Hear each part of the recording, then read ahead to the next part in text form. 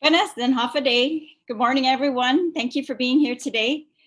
The Committee on Health, Tourism, Historic Preservation, Land, and Justice is now called to order. Today's Monday, June 15, 2020, and the time is 9 a.m. Notices for this briefing and hearing were disseminated via email to all senators and all main media broadcasting outlets on Monday, June 8, and again on Thursday, June 11, 2020. The notice was also published in the Guam Daily Post on Monday, June 8 and Thursday, June 11, 2020. This Zoom meeting is hosted by the legislature's MIS staff, together with my staff, and I thank them for their assistance. The host of this hearing will mute all Zoom participants until called upon by the chair. Members of the committee and the legislature wishing to speak may indicate their desire to the chair through the in-app chat feature. Individuals testifying shall first be recognized by the chair before speaking and begin by stating their name for record-keeping purposes. When called to speak, please ensure that you unmute, of course. The order of questioning will begin with the chairperson, followed by members of the committee and the senators. Each member will be allowed to pose a question to an individual testifying for a round and will be provided another round if needed and if time permitting. Questions and testimony shall be confined to the substance or nature of the agenda. The personal inference as to the character or motive of any senator or any individual testifying is not permitted. Any violations of this general rule of conduct will result in removal from the public hearing by the host. So we have 3 agenda items this morning. First, we are going to have a brief informational briefing on the right to self-defense on Guam, its current state. And participating in that will be the Attorney General's Office and the Public Defender's Office.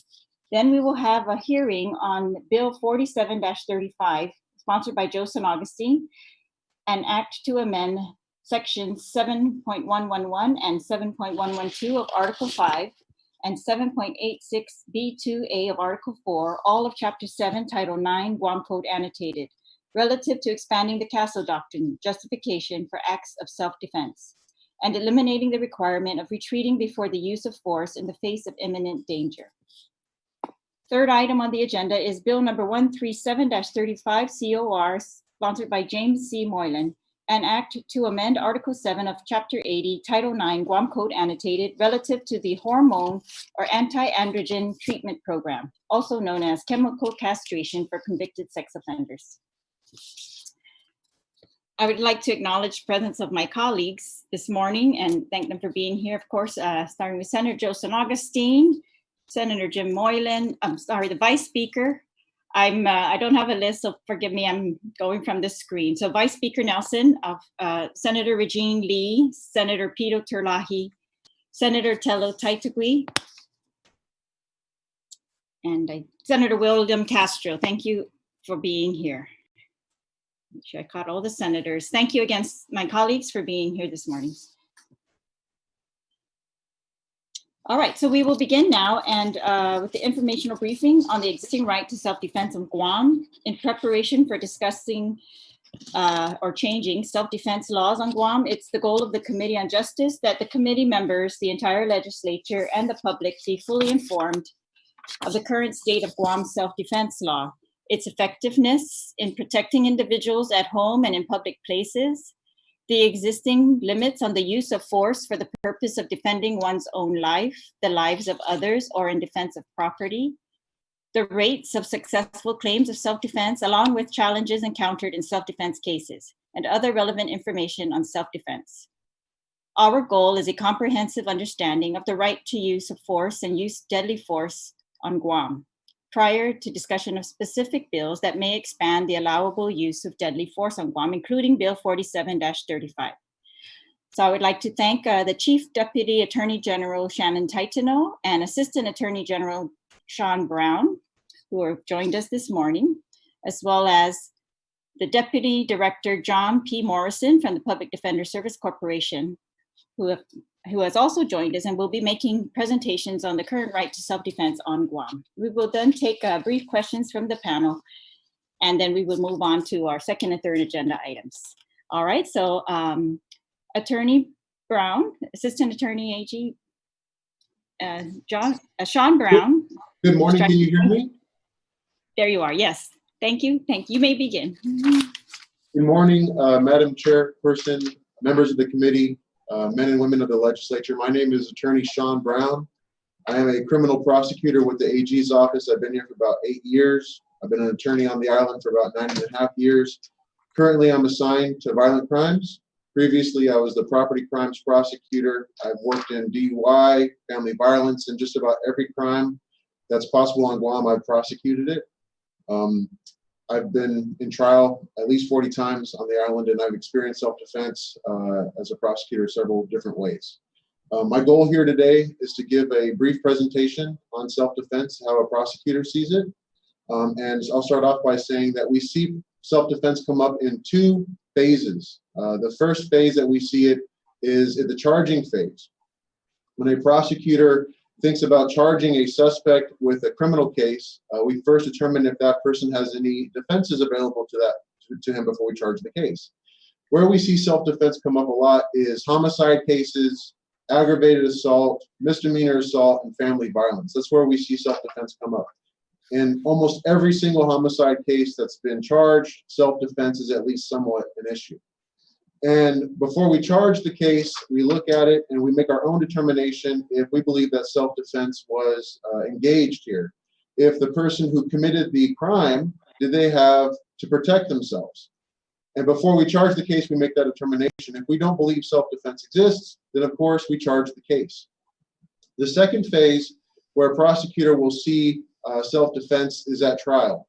Either the defendant or the defense attorney will ask the court for jury instruction, for the jury to consider self-defense. And if the court allows that, then it actually is quite burdensome for the people because it adds an extra element to the charges.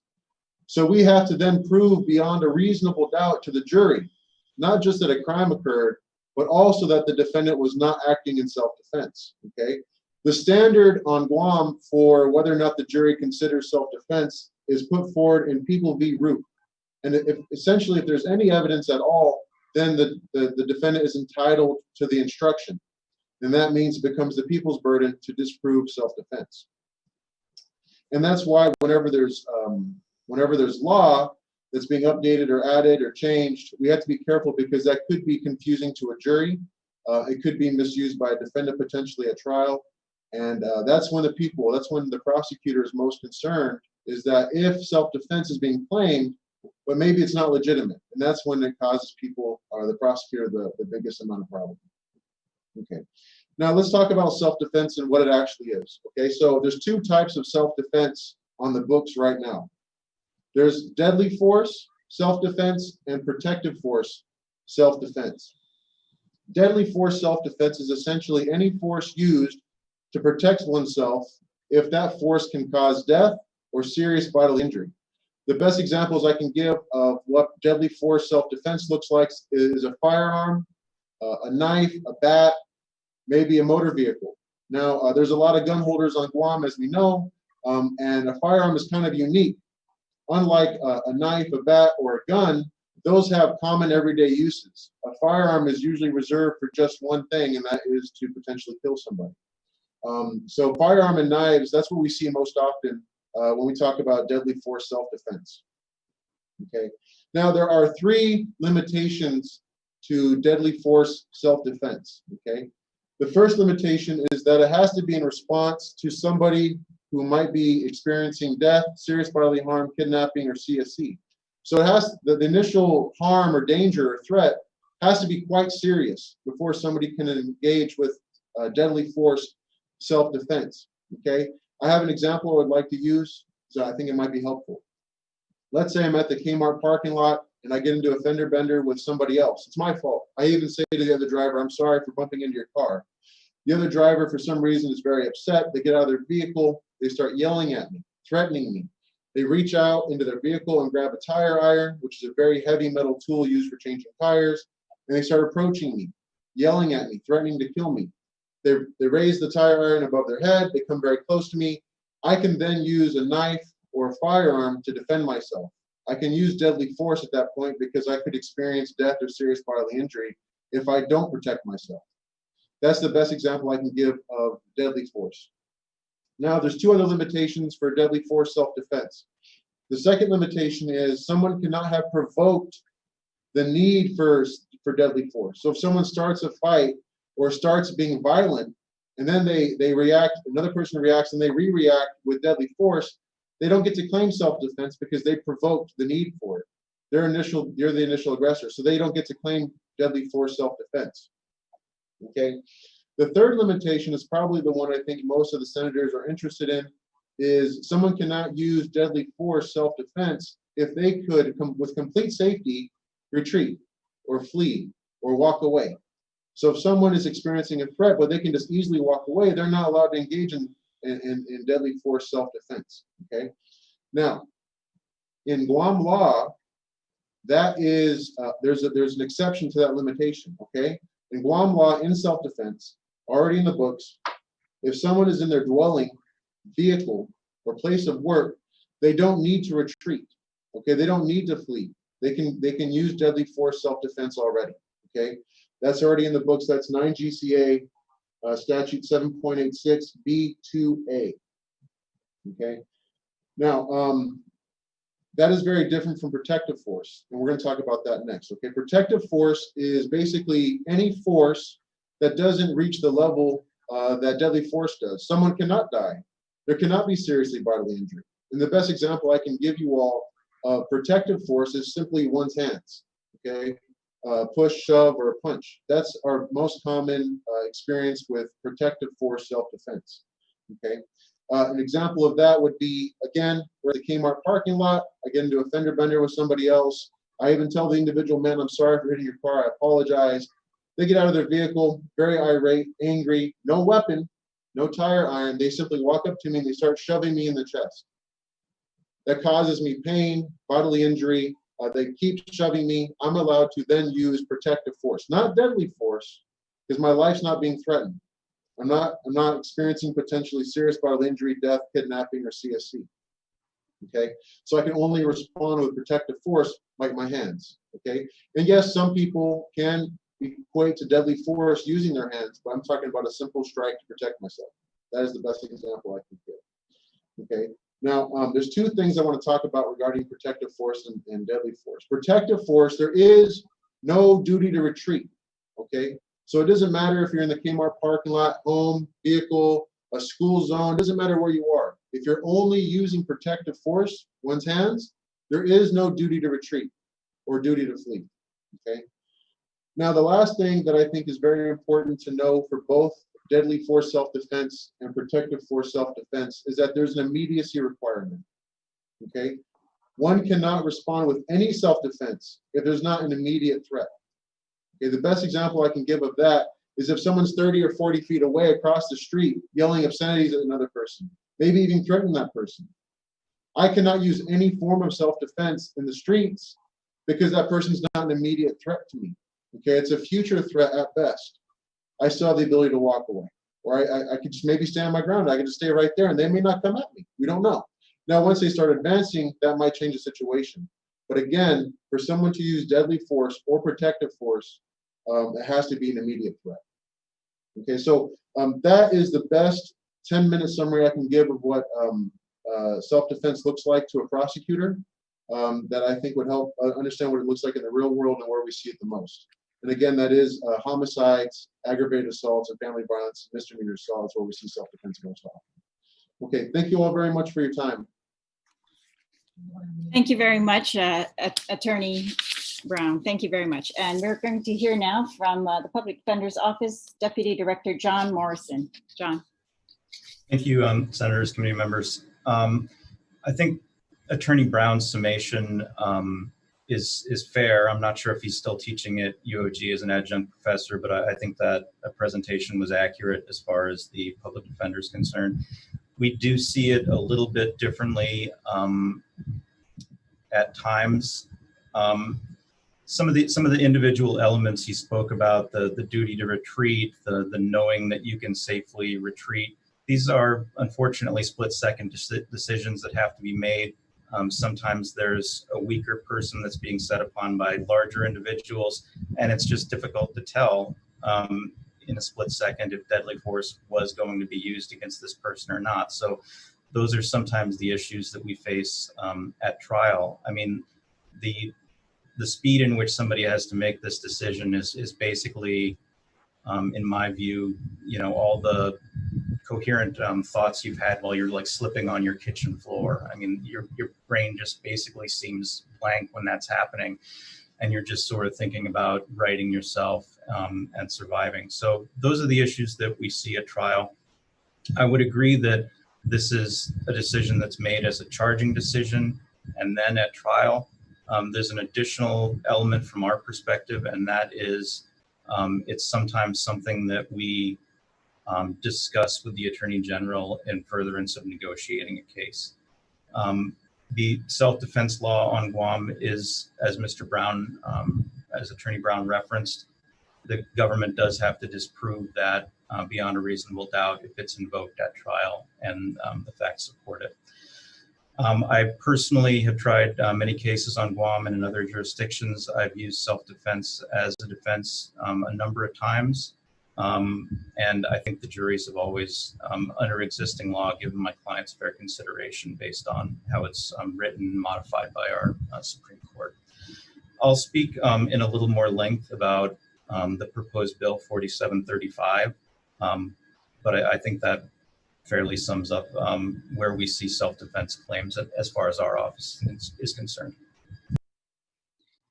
Thank you very much, Mr. Morrison. I'd like to also acknowledge the presence of Senator Mary Camacho Torres. Thank you, Senator. And I would now open it up to the panel for questions. Senator Joe San Agustin. No, I have no question, Madam Chair. I'm waiting for my bill, and then Okay. we can discuss that further. All right, then if there's anyone who has a question for this panel, all right. If not, Senator Taitigui. So just Masi, Madam Chair, thank you for the opportunity. I was looking over the different scenarios with regards to self-defense, castle doctrine, stand your ground, all three perspectives. And, on Guam, I guess in public defender or the Attorney General's office, have you prosecuted in the last, castle doctrine has been around for about 6 years now. Are you seeing any issues when going to court to basically not have an issue with castle doctrine? I guess Mr. Morrison, public defender, I guess that question could be to you. Are you finding any issues on having cases dealing with castle doctrine to win your case, in other words? Senator, so I think some of this may occur as far as the Attorney General's charging decisions go, so we haven't seen those cases. I'm unaware of a case where deadly force was used against someone in the commission of a home invasion or anything on Guam since the castle doctrine has been in place. I just don't recall seeing that. There was one case where my office sought to invoke it, but the defense was imperfect based on the facts, and I believe that case was resolved by plea negotiation.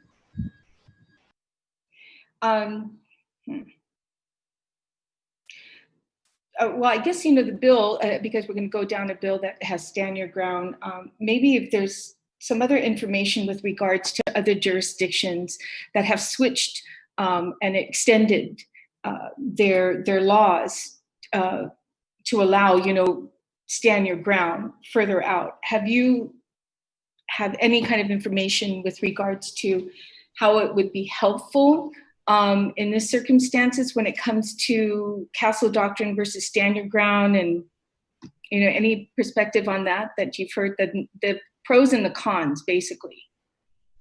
Senator, for the public defender, I spent the weekend reading a report from the United States Commission on Civil Rights entitled Examining the Race Effects of Stand Your Ground Laws. And it seems like the conclusion of this report from that office is that these stand your ground laws are frequently you don't exactly end up with the result that you think you're going to. That more times than not, person who used deadly force had potentially a criminal background, that these are much more likely to be invoked in situations where there's a fight that's escalating, as opposed to these sorts of worst case scenarios where a home's being invaded. So I think that's something to be cautious about in this type of legislation. Additionally, it seems as though these types of laws have been misapplied. The Commission's report suggests that there's a 10 times more, it's 10 times more likely. Well, let me back up a little bit, because the law still requires either the police or prosecuting authority to make a determination if the stand your ground law should apply, and they should not charge. Basically, the Commission's report, as I read it, says when it's a white person who has used deadly force against a black person, it's going to be believed 10 times less frequently that there's still a racial disparity here. That's from the Commission's report. Senator, if it's all right with you, we can move on to the Stand Your Ground bill and talk about that in specifics. I'd like the author to be able to introduce it. Did you have other background questions? Just one more Sure. question. I just want to ask the attorney, what is civil immunity with regards to self-defense? Since we're, I'll go to self-defense. What is civil immunity? I read that somewhere. What does that mean? So as I read it, Senator, the law requires proof beyond a reasonable doubt. I think we all know that to get a criminal conviction. The law does not require such an onerous standard for a civil disagreement where it's just money at stake. So what this bill would mean is that if deadly force was used and a civil jury could find that it was improperly used, that would just never come to pass, that there'd be civil liability. Someone could always claim this in their motion to dismiss, that they're invoking stand your ground and that they can't be made to forfeit monies. Okay, well, thank you so much, Attorney Morrison. Thank you, Madam Chair. Thank you. Thank you. Any other senators have questions regarding the information provided thus far? All right, just Attorney Brown, when you talked about the retreat, except in your home, Guam law also provides, I didn't hear, maybe you did say it, if at your, or in your car and at work, is that correct? Or? Yes, Senator Terlaje. So under 9 GCA 7.86 B2A, the defendant is not obliged to retreat from his dwelling, place of work, or vehicle. Okay, so what that means is if someone is inside their vehicle, this is under without castle doctrine. If someone's inside their vehicle and someone is attempting to enter their vehicle, and that entrance of their vehicle could cause them death, serious bodily injury, kidnap, or CSC, then the person inside the vehicle could definitely use self-defense deadly force to protect themselves. That's under the existing statutes of self-defense. All right. Okay. Thank you very much. Is there, Attorney Brown or Attorney Morrison, was there anything else you wanted to add, or we'll move on to the Stand Your Ground bill itself? There's nothing else from the public defender. Thank you, Senator. All right. Thank you. Thank you both. And all right. So we're going to, let me recognize Senator Kelly Marsh-Taitano, who has also joined us this morning. Thank you again. And thank you again to all my colleagues. Okay, so second item on our agenda is Bill 47-35. I will let the sponsor, Senator Joseph Augustine, please introduce the bill. Thank you, Madam Chair. Bill number 47-35 CR, introduced by myself. An act to amend section 7.111 and 7.112 of Article 5 and 7.86B2A of Article 4, all of Chapter 9 Guam Code annotated, relative to expanding the castle doctrine justification for acts of self-defense and eliminating the requirement of retreating before the use of force in face of imminent danger. my colleagues and ladies and gentlemen, January 26, 2019, man 47 accused of storming apartment and beating a woman's boyfriend. January 17, 2019, man charged with home invasion stabbing. May 15, 2019, ordered woman 68 reports home invasion. May 11, 2019, women declares I was terrified. May 9, 2019, police. Women beat former co-worker, stole employer's phone. July 3rd, 2019, 24-year-old man charged with home invasion, family violence, and burglary. June 25th, man linked to home invasion and it's a pot-filled pickup and was jailed. June 19, 2019, man charged with home invasion assault. June 6, 2019, machete attackers have criminal history. June 4, 2019, man allegedly breaks into home, threatens woman with knife. May 16, 2019, police arrest one of two men who allegedly forced their way into ordered home. July 15, 2019, Guam's crime problems getting out of hand. These are just a few of the headlines in one of Guam's newspapers that I read. When I search home invasion, and that's just home invasion. Imagine if I search murder, rape, kidnapping, or robbery. What would I find? Again, thank you, Madam Chair, for the opportunity to speak on this bill that has long awaited a public hearing, affording our people the opportunity to share their thoughts on the measure. Plain and simple, Bill 47-35 COR is a measure that will expand the Castle Doctrine law to eliminate the requirement of retreating before the use of force in the face of imminent danger, authorizing one to use the defensive force at home, in the workplace, in a vehicle, and when the person is in a place where he or she has the right to be in, taking a leisurely walk along the beach, at a park, or walking to their car in the parking lot at a mall or store. Far too long and times too many, families and individuals have become victims of home invasion, robberies, assaults, rapes, carjacking, and thefts, and many other instances where this victim would be able to defend his or herself or property. The time has come to provide our people with the necessary tools to defend themselves and support their rights to live in peace and harmony without fear of someone violating their rights. The headlines I read earlier are not new to us on Guam. Neither is unusual for anyone to hear in the mainland.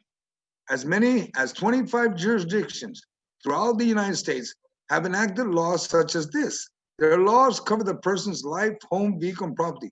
While many have these laws in place, the deterrent for violators is that it exists. Oftentimes, it is not necessary for individuals or families to exercise the use of the law. We must end the cycle of allowing individuals to ruin our lives and the lives of those we love when they commit such crime, that we should be able to determine if such application of the Castle Doctrine and the amendments provided in these bills are necessary to keep our families safe. The intent of this legislation is not to encourage a Wild West type of environment. It is to provide safe and security for our families. No one, and I say no one, should ever be victims of one's assault or fear for their life or the lives of their family. I look forward to hearing the testimony and look forward to further discussing this bill on the floor during session. Thank you, Madam Chair, for the opportunity and for hearing the bill. Jesus Masi. Jesus Masi, Senator San Augustine. The Office of the Attorney General, I'm going to give you an opportunity to say anything. I know you have to log off soon or right now, so I just wanted to see if there's anything you wanted to say before you leave. Thank you, Senator Terlaje. I don't really have anything specific in response to that. We did submit some testimony both in 2018 and I believe recently with this new, we will submit some testimony. So a lot of our positions submitted their written testimony. So thank you all very much. Yeah, just Thank you. just to be clear, there was legislation proposed in 2018 and we submitted testimony then, but along with the testimony, the written testimony, we included materials there that may be useful to the senators as they review the legislation. We will be glad to resubmit materials along with our written testimony on this bill and the other bills that are going to be heard today. All right, I appreciate that. And thank you again for your time this morning and for your presentation, Attorney Brown, and good luck with your cases. And thank you again, Deputy AG Shannon Titan. Thank you. All right, and so we will now hear testimony from those who signed up, and We've asked that they keep the testimony to no more than 5 minutes, although they can submit in writing, as long as they want. This is just to ensure the timely progression of this hearing. So we'll begin with the public defender, Mr. Attorney John Morrison. You may begin. Thank you, Senator Terlaje. So I wanted to start off by mentioning, in my research of this law, it looks like these sorts of bills are frequently proposed by people with gun rights interests. I'm personally from the state of Alaska. I spent 30 years there. I was born there, and gun rights are just not controversial in that state, in my view. So I don't view my opposition to this bill as a Second Amendment issue whatsoever. In Alaska, there's simply not a lobby that has, collectively decided that they should be at risk when they're going to go into their remote cabin or anything like that. We are opposed to this bill. I can start off with a couple of small examples. They weren't cases that I tried, but they've been cases I was aware of throughout my career, cases that have been in my office. In one case that I recall, this happened in Big Lake, Alaska. There was a pastor who had a very small chapel that was located on the property that he lived with his family. There was two intruders that broke into his chapel. He went down to confront them, and in a split-second decision, he ended up firing upon them with his firearm and killing both of them. Now, at the time, that seemed just incredibly unfair to me that this man who was had nothing but good intentions should have to go through that process. I think the jury saw it the same way, and after a trial, they acquitted him of the charges. And there was no castle doctrine or stand your ground law in Alaska at that point. This was probably in 2003, and the first stand your ground law was in Florida in 2005. But regardless of that, based on the then existing self-defense law, very similar to the law that we have on Guam, the jury was able to make what I think was the correct decision in evaluating that case. In another case that my office had many years ago in Alaska, we had a client who was charged with killing her domestic partner, and the evidence showed that, in fact, this woman had been repeatedly beaten by this man, and it was in fear of another beating that she fired upon him and killed him. I felt similar, that this was exactly the sort of case that I wanted my office to be trying, and we felt strongly in our client's position, and the jury did as well.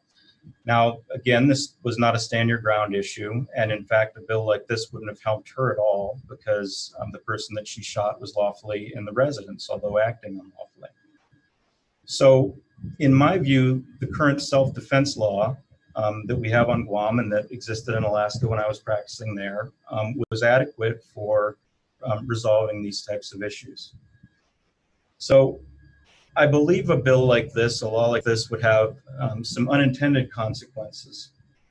I think we're all aware of fights or riots that break out on San Vitoris Road or on the beach or at Linda's and the parking lot. And what I think we wouldn't want to see is people that are engaged in an escalating fight suddenly feel justified in pulling out their weapons and unloading on one another. I think that's what other jurisdictions have seen. The report that I referenced earlier indicates that over 300 stand your ground cases in Florida, the study found that over 50% of the claimants, that's those asserting the defense of stand your ground, had criminal records themselves, and almost 1/3 had criminal backgrounds involving at least one violent offense. So while we can hope this is a law that's going to protect the pastor that I referenced earlier, it seems like the end result is much more likely to assist those that are just engaged in a violent and escalating confrontation. I would also tell the committee members that my office frequently represents people in various specialty courts in our court. And Frequently, we have a client in a mental health court who may, despite no ill will or bad intentions, act in a way that causes people some fear. And we have had individuals that have gone into other people's cars, not because that they intend to commit a crime inside, but because mentally they're incapable of forming that intent. They just saw something in the car that was interesting to them, the same way maybe a child would. What's scary about it is that can be full-sized adults that are operating in that mindset and can cause people some concern. So I wouldn't want anyone to feel emboldened and untrained and to take action against one of our clients in that sort of context that's going to have tragic and irreversible results. I've had a number of cases where it was my defense, but it also seemed clear to me in a burglary context. What had happened was I had a client who just got incredibly drunk and went into a house very close to theirs that looked like their house. There's some very high density housing on Guam that's poorly lit and looks very similar. I've had cases where someone has inadvertently gone into one of those homes and effectively passed out on the floor, thinking it was their house. And I wouldn't want to see a law like this result in any unneeded deaths there as well. I referenced in the previous discussion, a discussion of the impact of race, because there still is a human either at the police or at the Attorney General's prosecuting authority that decides that there's a proper claim of this law. So in reading the commission's report that I have, it reads, in homicides where the shooter is black and the victim is white, those are ruled to be justified 1.2% of the time. In cases where the shooter is white and the victim is black, those are ruled to be justified 11.2% of the time. It's 10 times more likely. Now, I'm not suggesting that the racial makeup on Guam is going to exactly mirror this, but I would hope that a statistic like that would give the committee some concern moving forward. In summation, as a practitioner, I can tell you that the existing self-defense law, although imperfect, frequently has worked in my practice to allow juries to set the community standard and reach a fair and just result. That will, I'd be available for questions, but that'll conclude my testimony. Thank you very much, Attorney Morrison. Appreciate your testimony today. And if you could hold for, or do you have time to listen to the other testimony, or do you need to leave? I told my office I'll be here, so I'll be here. All right, we've got about 4 more people, so I'll allow Dave Silva for your testimony. You may proceed. Havade, Senator Terlaje, Senator Snogestein, and senators of the legislature and citizens. Thank you. I submitted testimony. I'll read it if you don't mind. It's a bit short. My name is Dave Silva. I'm a resident of Dededo and a lifetime citizen of Guam. I'm here today to voice my support and urge your passing of Bill 47-35, otherwise known as the Stand Your Ground legislation. I grew up in Agana, just a few blocks from the legislature. I grew up on Hernan Cortez Avenue, where my family had a store and a home. I lived across and grew up across the street from the Spanish Bridge. My siblings and I were only a few number of kids that lived in Agana. That meant that we grew up. We had the run of the village. It wasn't uncommon for us to ride our bikes wherever we wanted, play in all kinds of areas, and roam from the church down to Pigo. At 6 p.m., when the church bells rang, and it was nice to know that they still ring, we knew to come home for dinner. We were always safe, and our parents didn't really care where we went. I'm sure they cared, but they knew we were safe. And so on a recent Thursday evening, I took my wife and daughter to Skinner Plaza to enjoy the food trucks. It brought back so many memories of my childhood. Walking around Skinner Plaza, I shared with my daughter that I was there when the Pope said Mass. And we walked around the Spanish Park across the street, all places where I grew up playing carefree. We were then startled to find ourselves in the midst of a group of what appeared to be homeless men drinking in the park. It was just 6 p.m. The bells were ringing, the sun was still up. I felt very unsafe in that environment. I immediately went into defensive mode and removed us from the situation. I carry a concealed license, and for my safety and defense, regularly carry a weapon.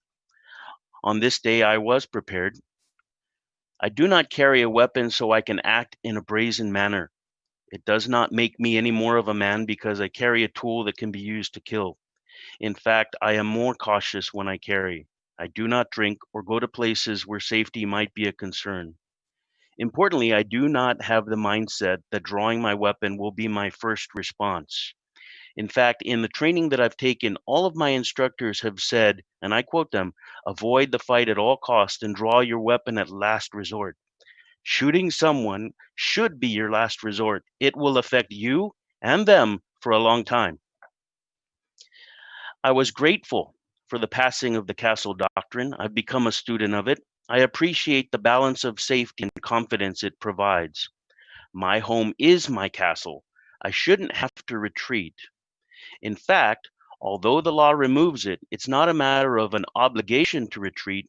If I am in my home or my car or my business, I literally have nowhere else to safely go. This stand your ground provisions are intended to further protect my rights in the instance where I cannot retreat smartly or safely. The same protections that the Castle Doctrine provides, but also in places where I have the legal right to be. It does not remove the concept of balance of force.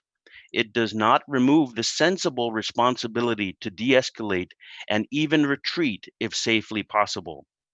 Senators, I have a right to be safe. I should not have to fear for my safety wherever I go. My wife and child should not have to fear going to Payless or the mall, even in daylight hours. Bill 4735 and the stand your ground provisions that it provides does not create situations where people can legally resort to lethal force without reason. Contrary to arguments by opponents, some even in law enforcement, this law will not create the propensity for gun violence. It does not relieve me from proper training and proper situational awareness, and ultimately the proper judgment to draw my weapon and to use the appropriate level of force to stop the threat. When I carry my weapon, I do so with total awareness that my actions and my inactions or my inactions may have deadly consequences to me, my family, and to the person who desires to do us harm. Senators, I am a law abiding citizen. Many others like me do the right thing. We register our weapons and carry legally. We train and become proficient. We do not associate with the wrong crowds and do our best to be in the right places when we're supposed to be. Unfortunately, bad things can happen even in the right places, even in daylight hours. Criminals will not follow order, will not follow the rules of law, and will not worry about whether or not I have to retreat before they attack me or my family. In the long ago past, Guam was safe, and one didn't have to worry about such things. Today, Guam is a very different place. We have a drunken homeless problem, a high frequency of drug-related crime, and a growing frequency of public assaults and violent crimes in our community. Our police resources are stretched extremely thin. I cannot and do not expect the police department to be in all places at all times. I am responsible for my own risk management and personal defense. This means making sure I don't go to places where I'll be unsafe, but it also means that I'm properly equipped to defend myself should the situation arise when I am in a place that I expect to be safe. Criminals will strike in a time and place that works for them. Usually, this time and place will be when I am most vulnerable and distracted, going to or getting into my vehicle, for example, or being asleep at 3 o'clock in the morning. In these situations, there is no chance to retreat or de escalate. A common guide in training is the 2-second rule. where in the time it takes a very proficient weapon handler to draw and shoot, and that's about 2 seconds, a criminal can easily close a 20-yard distance. Sometimes, senators, things escalate too quickly to retreat safely. Senators, until budgets allow for the full funding and staffing of a police force that can be in all places at all times, and until we are able to get and keep the island-wide drug epidemic under control, I sincerely ask you to pass Bill 4735, extending law-abiding citizens the legal space to manage our own safety. Please let the Castle Doctrine protect me wherever I am. And before I finish, I just have a couple of points that I wanted to touch on from the previous speaker. The Castle Doctrine does not allow people just to shoot whenever they want. What it does, and is very important to me, is that it prevents the immediate arrest. The arresting officers prohibited from immediately arresting if the situation provide, but it doesn't prevent the immediate arrest without probable cause, and it doesn't prevent further prosecution with that probable cause. The other point that I'd like to make is the point about balance of force. It doesn't prevent anyone from using their weapon without reason. So talking about the earlier gentleman who used the example of the tire iron, good, but a lady who is 100 pounds is not balanced with a 300-pound guy, or 2 or 3 or 4. And the other example is, I'm a 300-pound guy who I think can defend himself I can defend myself with my hands. But maybe a 130-pound guy against 2 or 3 or 4, which is starting to be very common in Guam, gang fights and beating up. I mean, we saw a video a few months ago of a young boy in Dededo who was beaten up by 4 or 5. That's a very clear example of imbalance of force. So with those statements, I'm thankful for the opportunity to give testimony in favor. I appreciate that this law is here, and I appreciate your consideration. I'm available for any questions or discussion. Thank you. Thank you very much, Mr. Silva. Appreciate your testimony today. We will hear the rest of the testimony and then open it to the panel for questions. So we have Mr. Andrew Terlaje. If you could state your name for the record and your affiliation, if any, and you may begin. My name is Andrew Terlaje, and I'm speaking on behalf on the Social Work Student Alliance at the University of Guam. Buenas and half a day to all honorable senators. My name is Andrew Terlaje, and I am a graduate of the University of Guam's Bachelor of Social Work program at the School of Health. And I am speaking on behalf of the Social Work Student Alliance. First, let me state that we are not against the right to bear arms, but I am speaking in opposition to Bill 47-35 to expand the Castle Doctrine justification for acts of self-defense and eliminating the requirement of retreating before the use of force in the face of imminent danger. This is typically known as the stand your ground law. I have been and continue to be employed in jobs that fall under public safety. I have had extensive training in the handling of situations where self-defense comes into play. I was taught how to de-escalate situations and to meet force with force. Many of our public patrons have not had this training or experience in appropriate self-defense measures. Extending the limits of the Castle Doctrine by passing the bill would be a nightmare for public safety personnel and the entire island of Guam. Guam already has a Castle Doctrine law in place. The implementation of a stand your ground law would only increase the number of possible homicides and violence. We do not need more violence in our communities to extend out to public areas. The concept of fear of later prosecution or civil liability when making a split-second decision might enable citizens to feel retreating can be their last option. Guam concealed carry law has made it easier for a citizen to get a concealed firearms card, and it is possible that many have concealed firearms in public. Data from the state of Florida, which implemented the first stand your ground law in 2005, has shown that 79% of Florida's stand your ground cases, the assailant could have retreated to avoid the confrontation. And in 68% of the cases, the person killed was unarmed. I believe that a stand your ground law would encourage and escalate violence instead of the opposite, which would be to de-escalate and diffuse the situation. A stand your ground law could be better explained or called a shoot first law. And it encourages impulsive and illegitimate uses of deadly force. Again, in Florida, for example, a man was killed during a quarrel over a parking spot.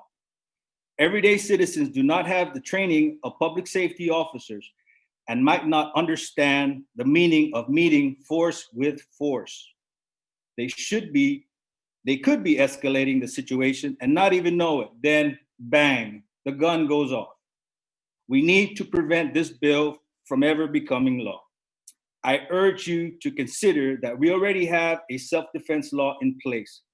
The extension of our Castle Doctrine to include public places where everyone has the right to be is not necessary for the safety and well-being of ourselves and community. We have trained public safety officers to do the job. We do not need any of our citizens taking the law into their own hands with this stand your ground bill. We do not want to see an increase in homicides or violence in our neighborhoods. I urge all members of the Legislature in Guam to oppose Bill 47-35. Undangklo na si Zeus Mossy. Zeus Mossy, Mr. Terlaje. We will now hear from Alina Lujan Butler. Please state your name for the record and affiliation, if any. My name is Alina Lujan Butler, and I'm here on behalf of the Social Work Student Alliance and the National Association of Social Workers Guam chapter. Buenos and half a day to all honorable senators. My name is Alina Lujan Butler, and I am a member of the Social Work Student Alliance from the University of Guam and the current BSW student representative for the National Association of Social Workers Guam chapter. I am writing in opposition to bill number 47-35, introduced by Senator Joe S. San Augustine, which seeks to expand the Castle Doctrine justification for acts of self-defense and eliminating the requirement to retreat before the use of force in the face of imminent danger. The proposed expansion of the current Castle Doctrine law is similar to that of many stand your ground laws and resolutions already implemented in the United States. The effectiveness of these laws cannot be fully determined due to the lack of research showing that stand your ground laws have reduced crime and or increased public safety. There are studies, however, showing that in some states, there have actually been an increase in homicides and had a disproportionate impact on people of color due to the adoption of these laws. While there is no clear answer on how these trends may translate to Guam, there is a definite risk that what has been documented in the United States could occur here as well, especially with regard to implicit ethnic and racial biases if bill number 47-35 were to pass. This is even more imperative when current events in the United States have pushed us nationally, globally, and locally to educate ourselves on the impacts of institutional racism and how deep-rooted stereotypes can lead to violence in our communities. This is the time to enact laws that build community connections and strengths instead of enabling potential violence. An argument for bill number 47-35 might be that each citizen will feel safe knowing they have the right to protect themselves without due to retreat. However, this perceived notion of safety also creates an atmosphere of uncertainty in consideration of justice and the public well-being of all Guam residents. There is no guarantee that innocent bystanders will not become accidental victims in the event an individual feels threatened and attempts to inflict harm on their perceived attacker. This is more concerning considering that bill number 47-35 will allow anyone the right to stand their ground in any place they have a right to be in, which includes densely populated areas like beaches, grocery stores, malls, etc. Bill number 47-35 presents too many unanswered questions and room for gross misinterpretation. We believe it will negatively impact our public safety on Guam. We urge all members of this esteemed body, Ilihaslaturan Guahan, to consider the damaging potential this bill could inflict on our island's community and to oppose Bill number 47-35. Indunkuluna Sidus Maki. Sidus Masi, Ms. Butler.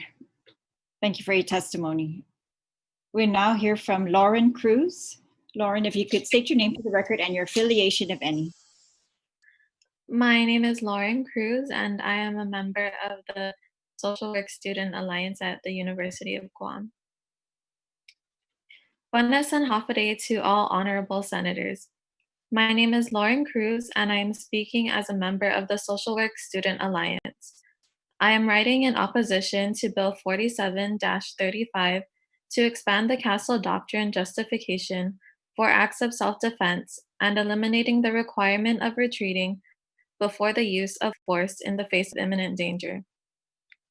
In my research regarding similar legislation in other states across the nation, I found that the expansion of the Castle Doctrine law to include public places and removal of the requirement to retreat has done more harm than good.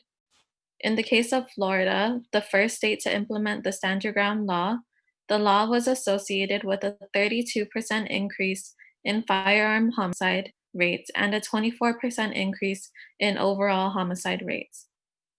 In a follow-up study, researchers found a 75% increase in justifiable homicide rates and an estimated 22% increase in unlawful homicide rates after the passage of Florida's Stand Your Ground law. This indicates that instead of improving homicide rates, the Stand Your Ground law actually makes homicide rates worse. The current bill proposes to eliminate the duty to retreat before using deadly force. This could potentially increase the risk of violence when those who lack knowledge of the law or misinterpret the law might feel it safe and reasonable to take matters of safety into their own hands. Moreover, not everyone has the same definition of reasonable fear or imminent danger, which leaves room for misunderstandings regarding what this law would deem justifiable. On our island, with increasing crime rates, the expansion of the Castle Doctrine law may send the island into a state of crisis with crime rates skyrocketing. Further, in many states, the Stand Your Ground law has also been proven to have a negative impact on people of color. Research has shown that when white shooters kill Black victims, the resulting homicides are deemed justifiable 11 more times frequently than when the shooter is Black and the victim is white. And cases with minority victims are half as likely to lead to conviction compared to cases with white victims.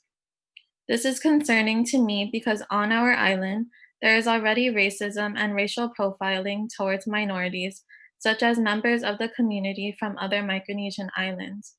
If Bill 47-35 is passed, I am concerned that we will see an increase in violence towards these communities. Because of these reasons, I urge the Guam legislature to deny the passage of Bill 47-35 to expand the Castle Doctrine justifications for self-defense and eliminate the requirement to retreat before the use of force in the face of imminent danger. Thank you for your time and attention. Thank you very much, Lauren. We will now hear from Rosario Perez. Please state your name for the record and your affiliation, if any. Hafa-day Chairwoman and distinguished members of the Committee on Health, Tourism, Historic Preservation, Land and Justice. Buenas and saludo, ginin i-grupon mami ihagan pamalawan Guahan, Guahusi Rosario Perez. Sidus Masi for the opportunity to provide testimony today. I come before you on behalf of Ihagan Pamalawan Guahan to express our concerns with Bill number 47-35. We do not support Bill number 47-35.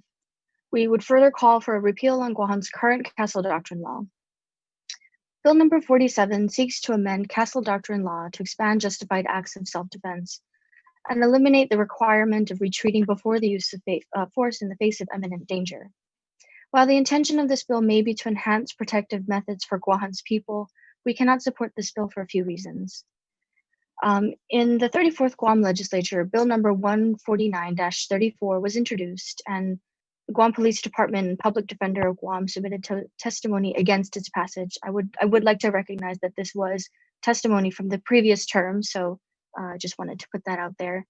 As Bill 47 appears before the community in a similar shape and form to Bill 149, we should consider and apply the input of these agencies who are designed to protect and enforce. The American Bar Association's National Task Force on Stand Your Ground published a study in 2015 that reviewed the stand your ground laws throughout the United States. First, the study found that the legal analysis of stand your ground laws has, quote, ambiguous boundaries and inconsistent interpretations of stand your ground laws that may cause more problems, end quote.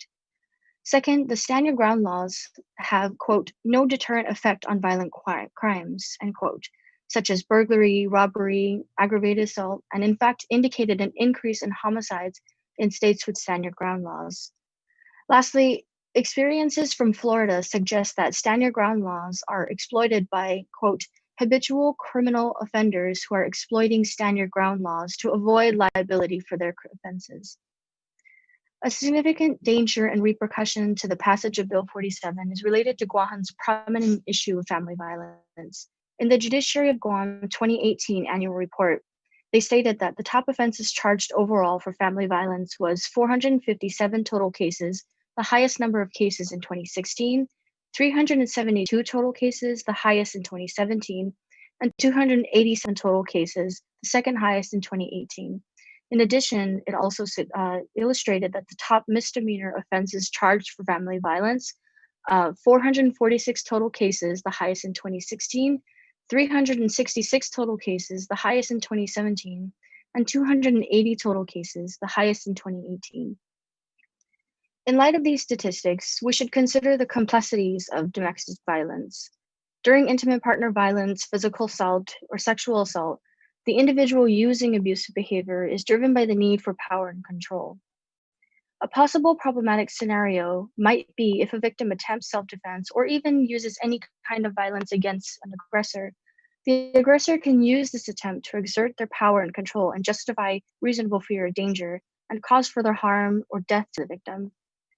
Bill 47 would also allow aggressors to inflict further violence on their victims without fear of prosecution or civil liability for a split-second decision made while in reasonable fear of danger.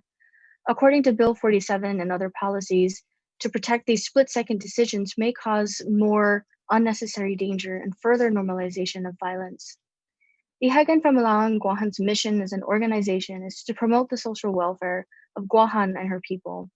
We hold close a set of traditional Chamorro systems in our work for the island. Two specific traditions we would call attention to today is Fet Tautau, to treat others with the utmost respect as a member of humanity, and Inagweza, to be loving. Bill 47 may be intended to safeguard Guahan's people and their property, but it leaves little to no room to allow for a violence-free community established on Fet Tautau and Inagweza. The passage of this bill may in fact perpetuate a continued normalization of violence toward all Guahan's people. The further we stray from these traditions, the more we allow for division of our people, dehumanization, and criminalization of each other. We ask you to work toward denormalization of violence.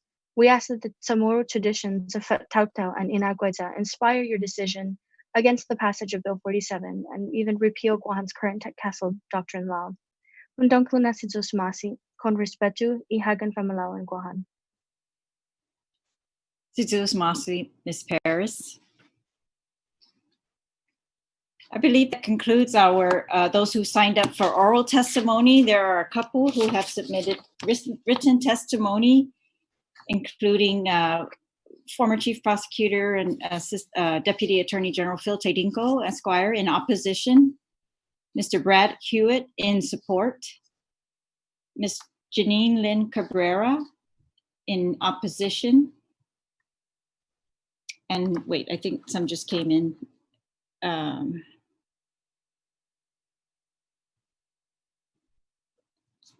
Avia Stevens and Mr. Eddie Regis. I don't have those printed yet in front of me. But those will be provided to all of the senators, of course. Those were just submitted right now. I think Avia Stevens is in opposition, and so is Mr. Regis. All right, and so one of the two that were submitted in advance of this hearing have asked us to read those out loud. So that's they were submitted way in advance, Mr. Hewitt and Mr. Taitinko. So one of my staff is going to read those into the record. If Jocelyn, if you're here, you may proceed. Just identify whose testimony it is that you are reading, please. Okay, this is testimony from Mr. Brad Hewitt. I'm currently off island. Please refer to my previous testimony during the previous legislature when I spoke at the public hearing and resubmit, please. Good afternoon, Chairman and Senators. My name is Brad Hewitt, a 22-year resident of Guam and a voter. I would like to start off by saying that I am disappointed this proposed Bill 149-34 was not enacted when Guam's version of the Castle Doctrine became law. But I want to thank Senators San Agustin and Rodriguez for introducing this measure and allowing me to speak today. I offer my full support of Bill 149-34 and look forward to seeing this become law. It is interesting that two Democrat lawmakers have introduced this bill. It shows that even though this party is historically passive on fundamental rights, such as self-protection, common sense still rules the day, and common sense lawmakers can put aside political differences to do what is right. I would like to thank the sponsors once again for realizing this stand your ground has been implemented in 34 states, even in states such as California, Oregon, and Washington, because they understand that laws like Bill 149-34, from here forward, I will call Stand Your Ground, make sense. Simply stated, what Stand Your Ground laws do is make it clear that in a self-defense situation, an individual does not have a duty to retreat before using lethal force. For the opponents to stand your ground, it must be understood that this is absolutely not, and I want to be very clear, a shoot first and ask questions later, and that the law will make this both acceptable and legal. Nothing could be further from the truth. Why? Let's start from the obvious. Stand your ground does not change the criteria for claiming legitimate self-defense or the use of lethal force. It is not enough to say an individual thought they saw a gun or that an individual was in fear for their life. The specifics have to be such that a reasonable person would feel the same way, if under that exact situation. Furthermore, those who choose to use such lethal force should keep in mind that this reasonable person, in quotes, will be sitting in a comfortable chair far away from danger and dispassionately considering the argument. Absent clear physical evidence or witness, it isn't easy to prove self-defense, as it may seem. In most cases, the use of force has to be proportional. If someone is simply threatening someone else with their words or gestures, that individual cannot shoot them no matter how scared they happen to be. If an individual is in a fight with someone and where a participant in the altercation, the ability to later claim self-defense if they use lethal force was implemented will be severely compromised. Stand your ground changes none of this. Stand your ground is by no means a new phenomenon, something that states just started instituting over the last decade. It is true, however, that legislatures started passing these laws in a very specific manner more recently, but case law questioning the duty to retreat, which is the basis for stand your ground, goes back well over 100 years. An example of this would be Brown versus United States from 1921, where the US Supreme Court held that there was no duty to retreat in a legitimate self-defense case. In simple terms, we need stand your ground laws because too often prosecutors in self-defense cases ended up doing exactly what judges warned against in prior cases, using their own detached reflection outside the presence of the perceived threat, that a reasonable person to judge the legitimacy of the actions of another. Grand juries go along with the prosecution, and jurors are told how the law says there is a duty to retreat if it's possible to safely do so. 12 people then, sitting in perfect safety, get to decide if it was safe to retreat before they decide if it was okay for someone to use lethal force to protect their life. This is not an acceptable use of prosecutorial discretion. Duty to retreat laws, responsibility to run mandate, place an extra and unreasonable burden on those claiming legitimate self-defense. That is why so many states have enacted specific legislation to eliminate duty to retreat or responsibility to run laws. Personally, from a practical standpoint, I think it is a good idea to retreat whenever possible to diffuse a potentially volatile situation. However, I don't feel qualified to sit in judgment of another person's decision when in mortal danger. Unfortunately, politics seem to get in the way of this idea, and some seem to have no qualms about judging others. In closing, I would like to add that just a couple of days ago, there was a roundtable discussion that some of the senators were present at. The subject of abuse came up. Understanding, teaching, and advocating stand your ground rules could help eliminate an assault or sexual assault situation. If enacting stand your ground into law could help prevent just one child sexual assault, one rape, or one domestic abuse incident from occurring, wouldn't it be worth it? I want each of you to think about that before voting against this bill. The Thank next you. test. Could you state the name of the person testifying there? Sure. The name again is Brad Hewitt. Thank you. Okay, please proceed. The next testimony is from Mr. Phil Tidinko, Esquire. Buenas and half a day, Madam Chairperson and committee members. I was asked to provide input or testimony on this bill 47-35.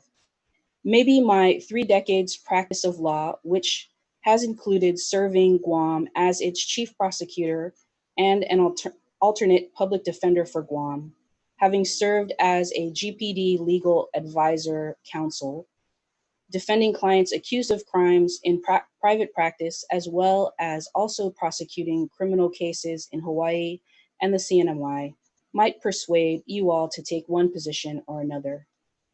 I urge you not to support this bill unless these following questions can be fully and adequately answered by the supporters of this bill.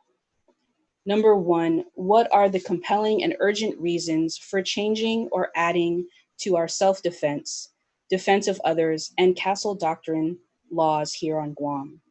Clearly, there was no emergency or imminent threat to public safety when the bill was attempted back in 2017 and 2018. Is there one now? Number 2, what empirical evidence exists showing that a person must retreat under all circumstances in order to protect him or herself from imminent serious bodily injury or death? Have any of you prosecuted or defended these criminal cases? Is it in your experience that Guam criminal statutes giving people the right of self-defense or defense of others and the castle doctrine are wholly inadequate? Have the prosecutors or criminal defense bar indicated that such is the case? Is there a case where a victim facing imminent serious bodily injury or death could not use that defense because he or she did not retreat? Have you examined facts and outcomes of criminal cases involving self-defense, defense of others, or castle doctrine since 2017, or even before, in order to determine whether the current state of Guam law has penalized victims who faced imminent threat or commission of serious bodily or death without this provision? Number 3, what body of evidence exists to show that stand your ground provisions in the laws of other states has had a positive deterrence effect against violent crimes? Or have they had the opposite or deleterious effects, like the increase of more aggravated assault or homicide criminal offenses being committed, especially with guns. By the way, I have been a longtime gun owner. Number 4, has the fear and alarm over the unintended racial or ethnic discriminatory effect of stand your ground provisions raised as far back as 2015 in the US and on Guam back in 2017 and 2018, when this bill was discussed, been proven to be nothing of any consequence. The most recent Ahmaud Arbery fatal shooting case in Georgia comes to mind, where a prosecutor preliminarily determined that the shooter was exonerated under their stand your ground law, but subsequently abandoned that position. I apologize for my skepticism over the merits of this bill. Again, what are the urgent, compelling circumstances for revisiting this bill? Sincerely, Phil Tidingo, Esquire.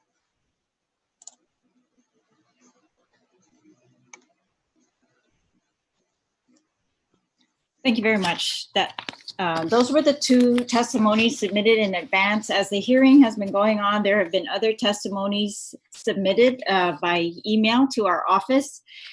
And I wasn't intending to read it, but we've received a couple requests to read their testimony out loud. If your senators would indulge me, if there's no objection, most of them are very short. I'll read those very quickly. Jocelyn, if you could please read the testimony of the other testimonies we've received, if you have them in front of you. Okay. This testimony is from Avia Stevens. Hafaday, I'm reaching out as a concerned member of the community and U.S. government. I oppose Bill 47-35. It is a shoot first bill that has claimed many Indigenous and Black lives, including the late Trayvon Martin. I fear the passing of this bill will threaten the greater community of Guam and eventually the entire Micronesian islands. Please do not vote in compliance with this bill. So that was Avia Stevens. I also have a testimony from Eddie Regis. Hafaday, Senator Terlaje, in reference to Bill 47-35, I oppose the bill in its current form. I provided verbal testimony against this bill in a prior public hearing, and my position has not changed. My brother, who is diagnosed with mental illness, walked onto a property while manic to distribute some compact discs. He was hit on the back of the head with the butt of a rifle, and within 1 day, he suffered a stroke and never recovered. This incident happened outside of one's house, so the castle doctrine did not apply. My family, and specifically his daughters, have suffered greatly. We miss him dearly. If the legislature should decide to pass this bill, please consider the attached recommended changes.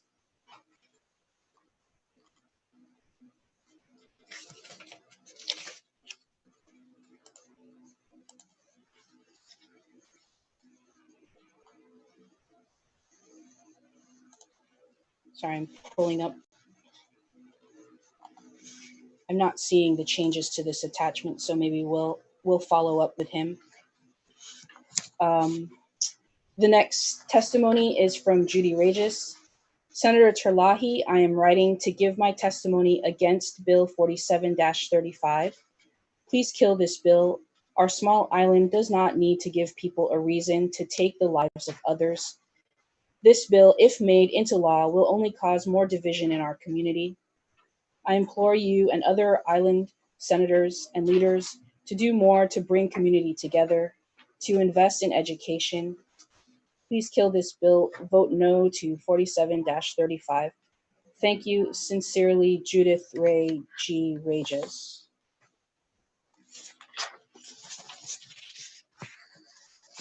I think I have 2 more here. This testimony is from Clarissa Torres.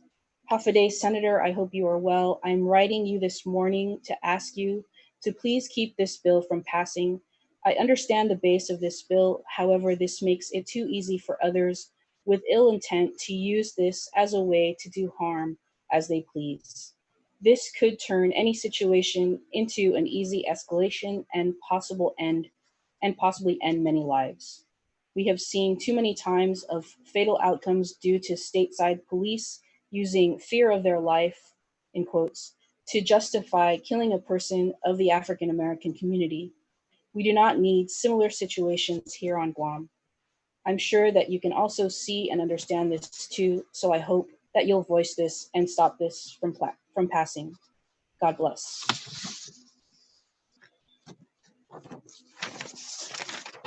This next testimony is from V. Anthony Atta. Former Senator Atta, thank you. Former Senator Tony Atta.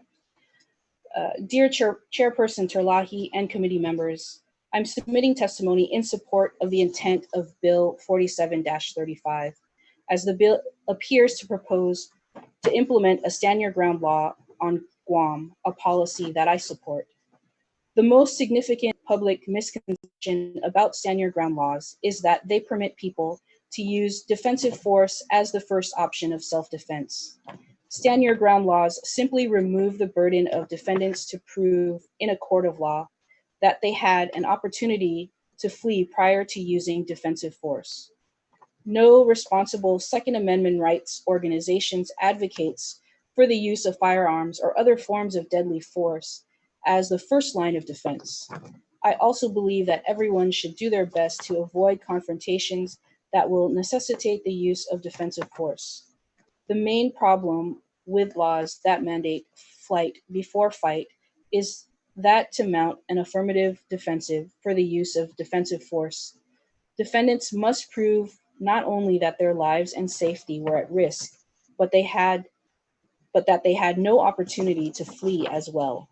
Such defenses are expensive, complicated, and often further traumatize victims of violence. As the author of Guam's Castle Doctrine, Home Invasion, Carjacking, Family Violence, Deferred, Plea, and Shall Issue Concealed Carry Laws, I am acutely aware of the difficulty victims of violent crime have with laws that offer greater protection for criminals than for victims. Concealed carry licenses are required to submit to extensive background checks, obtain firearms training, and pay expensive fees to carry a firearm. A statistic that often goes unreported by the mainstream media is that crimes committed by law-abiding concealed carry permit holders are nearly non-existent in the United States. On the matter of Bill 47-35, I respectfully suggest that the bill as written is not the way to accomplish the objectives of enacting a stand your ground law for Guam. Guam's Castle Doctrine Law was enacted for specific purposes involving homes, vehicles, and places of business. I believe that this law should stand as it is. Instead, I suggest the committee look into Section 7.86 of Article 4, Chapter 7 of 9 GCA, as there are where duty to retreat obligations are contained. These provisions must either be repealed or amended. Additionally, I suggest that any defensive force affirmative defenses should include exceptions for those who incite, instigate, or escalate acts of violence. I thank the bill's sponsor, Senator Joe S. San Augustine, for its introduction. I thank you, Madam Chairperson, and the members of the committee for the opportunity to testify on this bill. I encourage the committee to take note of my recommendations and to expeditiously report the bill out of committee. Thank you, Jocelyn. Again, thank you to all of you who are tuning in, who have submitted testimony, and those who have appeared here today with your testimony. Thank you very much.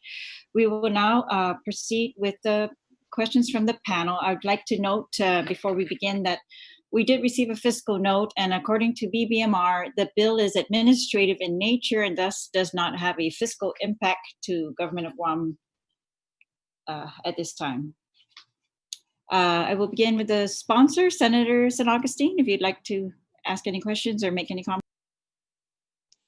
Madam Chair, I have no questions of the individuals that have testified for and against.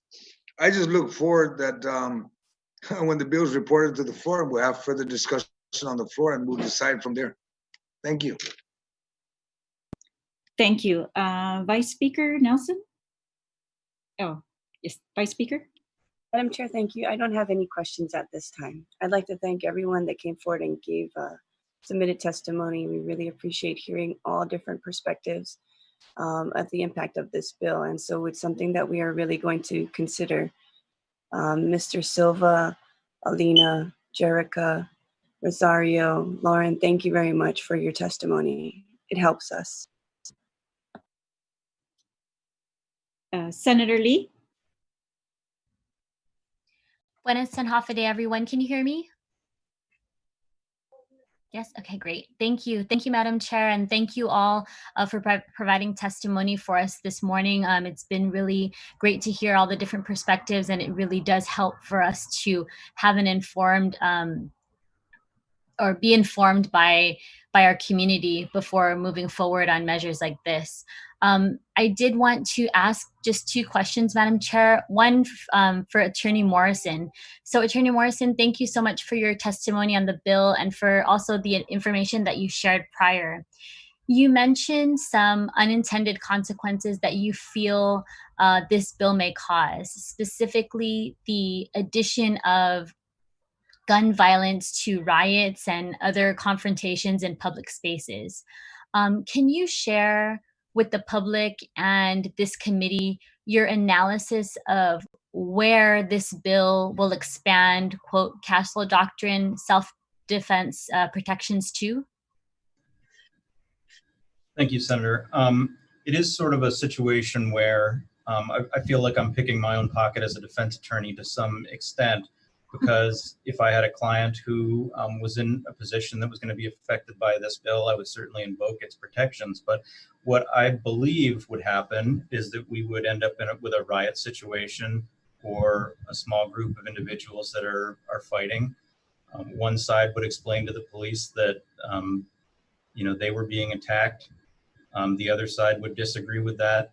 And in order for this to be applicable, one or the others would have had to have killed somebody that they were fighting with. So currently, our self-defense law is adequate for dealing with that situation, but the fear is that people are just going to view the force being coming against them in a riot situation and start shooting the other side. That goes back to some of the statistics I was talking about, where it turns out a large portion of the people that invoke this law have a criminal background and a violent history themselves. The law doesn't exempt them from protection. So I believe that we would expect to see that much more likely than we would expect to see somebody that we were truly empathetic with invoking it. Thank you very much. And then, Madam Chair, I just have one question for Mr. Silva. Mr. Silva, I want to applaud you certainly for all the training that you've undertaken and the research that you conducted so that you can be a responsible defender of your family. And I know that Mr. Hewitt's testimony also referred to the fees and some of the training that's required.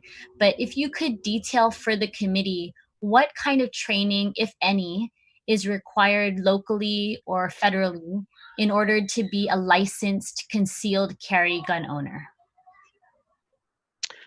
Certainly, I'm not the final source. I think Guam Police Department is the final source on what the minimum training is. But my personal training, in order to get the concealed carry permit, you have to take at minimum a basic NRA pistol course or a weapons handling course. In addition to that, I've taken other types of defensive courses offered by officers of the Guam Police Department, other law enforcement, and the military on safe handling, close quarters, weapons handling, and basic home defense. I take a personal interest and a personal responsibility in my own safety and defense. In order to get the concealed license, the simple answer to your question is the minimum is the basic NRA pistol course that qualifies you to take to get the concealed carry permit. And once you receive the concealed carry permit, how often are you required to re-register or? I may be speaking out of turn again. I'm not the final word, but to my understanding, every 5 years I'm required to recertify with different trainings or the required training. Okay, thank you very much, Mr. Silva. And Madam Chair, if we could maybe reach out to GPD and see if they could provide additional information for us on what those requirements are, I think that would be helpful for the committee considering this bill. Thank you, everybody. Have a good morning. Thank you, Senator. I'd be happy to ask GPD for that information and pull it up where we could find it. All right. And so Senator Taitukwi? Thank you, Madam Chair, for the opportunity. I was asking some of the questions earlier, and I was concerned that the Attorney General would have to leave by the time we got here, which I was right. So some of those questions, actually, I'm going to ask Attorney Morrison, if you don't mind, sir. In 9 GCA, Section 7.84, authorize self-defense, and 9 GCA Section 7.86B, authorize an individual to use deadly force when necessary to protect himself against death and seriously bodily injury, kidnapping, or rape, or sodomy compelled by force or threat. Do the sections cited clearly permit an individual to use deadly force regardless of where he or she may be at in this section? Senator, there is a distinction. I don't have the precise section in front of me, but there is a distinction of our self-defense law provision in there that deals with crimes that are committed against someone's home. So there is a distinction that changes the analysis somewhat. So so you feel that it clearly permits an individual to use deadly force regardless of where she or he is at, whether in the home or anywhere on a beach or anything. And this is Section 7.84 in the 9 Guam Code annotated. So I think Attorney Brown highlighted some of these distinctions and did a good job as far as my office is concerned on it, that there is a duty to retreat if somebody is out in public, but the crux of this is always going to be if the force was reasonable. Okay, so all in all, 7.84 and 7.86, you feel that this basically can be cited in the event a circumstance happens where someone is unable to retreat, or basically standing their ground, because sometimes when you retreat, you're turning around, you're running, you can get shot in the back. I mean, there's just no place to retreat from. So I apologize, Senator. That's always going to be the jury's analysis. That's always going to be something that they're called into to determine if the force used was reasonable, if there was an opportunity to retreat. Okay. And then I asked earlier, Attorney Brown, I wanted to ask Attorney Brown the same question I asked you earlier about, since, Public Law 32-111 has how many cases involved any use of deadly force policy for self-defense. I asked you about the Castle Doctrine, if it was utilizing Castle Doctrine, but have you had any court cases involving the use of self-defense? Over the years, I certainly have. These were situations where the amount of force was something short of deadly force, but I've certainly been to trial a number of times, and that was the issue. And like I said in some of my earlier testimony, I believe the jury was always able to consider it fairly and do justice. Okay.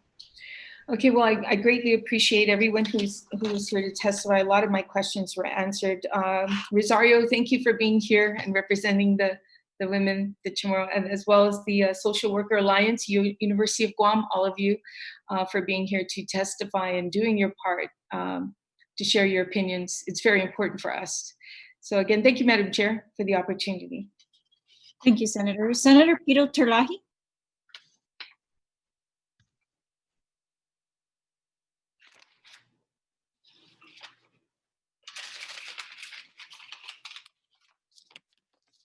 Thank you very much, Madam Chair. I just wanted to kind of just thank Alina, Lorraine, Rosario, and my nephew Andrew for their testimony, and I also want to thank Mr. Silva, because it merits that we need to understand all the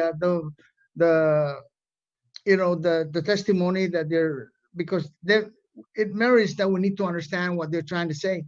And as a police officer for 18 years and went through DA and all kinds of criminal justice courses, I understand all the testimony that was being put out by the pros and cons here.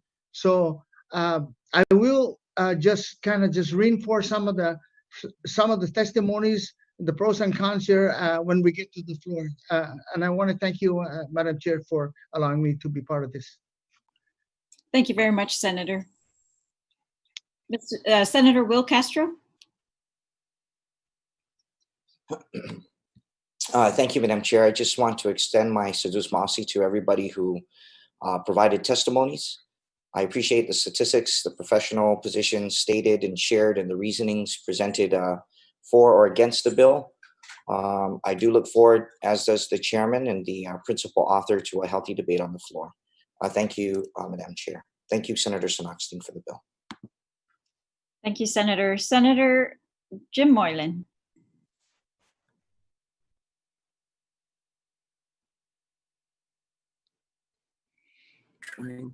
There we go. Thank you, Madam Chair. Thank you also for the testimony. I appreciate the time of everybody coming on out to give their input. It was very helpful. I have no questions, Madam Chair, but thank you. Thank you, Senator Torres. Senator Camacho Torres. Thank you, Madam Chair. To anyone on the panel, does anybody have statistics on whether there was an increase in gun purchases or applications for gun licenses following the initial Castle Doctrine bill that was passed? Nothing. That's the one I asked. If I may, Senator, I did do research on that, and I don't have it in front of me, but I will provide it. And there was actually, I think, over 1,000 increase in purchase or licensing of firearms after the Castle Doctrine. Thank you, Madam Chair. Thank you. And I think also that brings up another point which we haven't discussed is, while there is legitimate gun licenses and gun ownership, we also know that there's the propensity for the other side of this, which is the Central Park Karen type characters that are also lurking out there. I'm not sure if you're all aware of that most recent debacle in the States, but I just thought I'd brought that point up. Thank you. I have no further comments or questions. Thank you. I'll provide accurate information just to be sure. Yeah, and Senator Kelly Marsh Tartino, you're recognized. Sadus Masi, Madam Chair. So everyone here wants increased safety. And what we're looking at is, how do we best get there?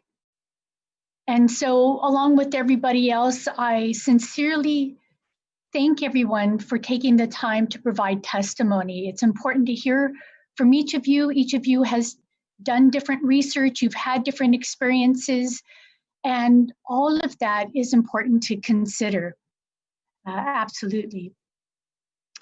And part of that consideration are looking at the statistics. And so we've heard some of them. We'll continue to be researching and looking for more so that we get as full a picture as possible. But certainly what stood out is that perhaps, at least at this point, some of the statistics may not be providing what we really want to achieve. And so again, it's going to take looking at it really carefully. And an important point was brought out that even when we're looking at statistics for the states, we're not sure exactly what that means when it's translated here. And so that will have to be part of our reflection, and thus will become some of the importance of talking to GPD. And I've spoken to some of the officers at length about similar issues concerned with our safety and whether crime is really increasing and types of crime that might be increasing and what they see as some of the reasons why that might be happening. So hearing from them will be very important. Another part of what was mentioned that really stood out is, I think everybody here, no matter what side you're on, or how you're looking at things, that we all want denormalization of violence. And I really appreciate the testimony from Phil Didinko in that it provided us quite a few set of questions to really think about, so that we're challenging ourselves to think about this thoroughly and whether we can answer those questions. So I will appreciate being able to read through them and try to answer them to help me decide where we're at, what the data is saying, and you know, if it's going to help or what's going to help us get to where we want to be in having a safer community. So with that, I have a question, and I'd like to hear from the public defender, but also from the members of the Student for Social Work, the Social Work Student Alliance.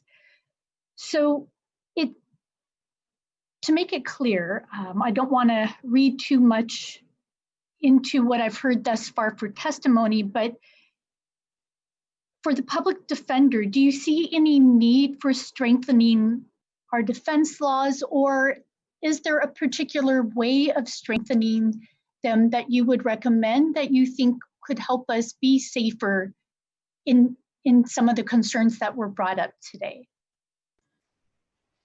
Thank you, Senator. The law on Guam currently, as modified by our Supreme Court, is that the prosecution has to prove self-defense did not occur beyond a reasonable doubt. That's as robust a self-defense law as I'm aware of, short of some of this additional stand your ground or castle doctrine laws. So from our perspective, the current law is robust, it works well. It still leaves it to the jury to set what the community standard for reasonableness is going to be. I think that's an important part. So everyone knows moving forward that justice is fair and applicable to them. Those are my thoughts on it, that when we've invoked self-defense at trial, I think our clients have gotten a fair consideration. Sedus Maasi Pera now for that. And then from the Social Work Student Alliance. So similar to asking the public defender about whether there would be any recommendations for strengthening the law in this way or another way to achieve what we want.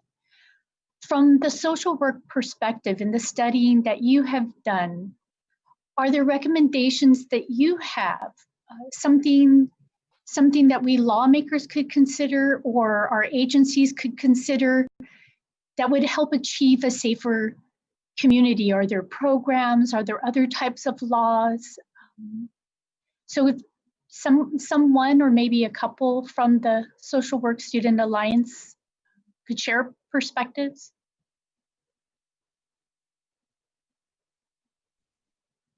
Hello, Senator March Taitano. My name is Andrew Terlaje. I'm part of the Social Work Student Alliance.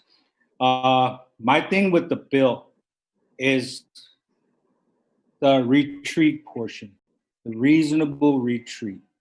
Now, if we could rewrite that, then maybe I might have to, I might change my perspective. But for now, until that is done, I'm still in opposition to this bill. The other thing that makes it me in opposition to this bill is my, not say expertise, but my being a public safety officer on the military base. We go through extensive training every year. So it is conducted annually. Outside in the public for a firearms ID, this is very different. It holds up longer, I should say. So where we get yearly training, the patrons on the outside do not. And sometimes this can be a, how can I say this, area where the patrons do not use it, so they lose it as far as the knowledge of safely handling their firearms. So hopefully I've answered your question, ma'am. I do appreciate that. And perhaps maybe some of the approach could be, I appreciated the answers provided by Mr. Silva very much. And this is something I'd have to look into off the top of my head. I don't know how to think about it, but maybe some of it would be that if of us requiring increased training, it seems that Mr. Silva is very responsible. And so to maybe help better ensure that that increased training is out there so that people who do have guns in our community have that knowledge that you're referring to. And if I could hear, are there any others from the Social Work of Student Alliance that would like to speak to any recommendations they have towards tackling our safety? Okay, so perhaps not. I spoke? Sure. Oh, that's right.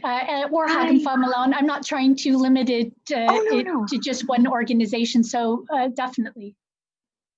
No, I really appreciate it. As a matter of fact, as many of us wear many hats in our community, I first want to try and answer it on behalf of SWASA. I am a graduate of the BSW program at UOG, recently graduated with my MSW. And I wanted to answer, I think you asked a really great question in what can we do to address, I guess, these issues. Of course, I personally, and as a social worker, and even as a member of Ihagan Pamalawan Guahan, denormalization of violence was really key in submitting testimony for this. There are so many important, there's a lot of effort that needs to happen to make everyone feel safe. And I think you brought that up, and it was really important to mention. But going back first from a social work perspective, perhaps I don't have any studies to back it. I think this is just based on my own experience, working with clients one-on-one, with counseling, with adolescents, even with an uncle.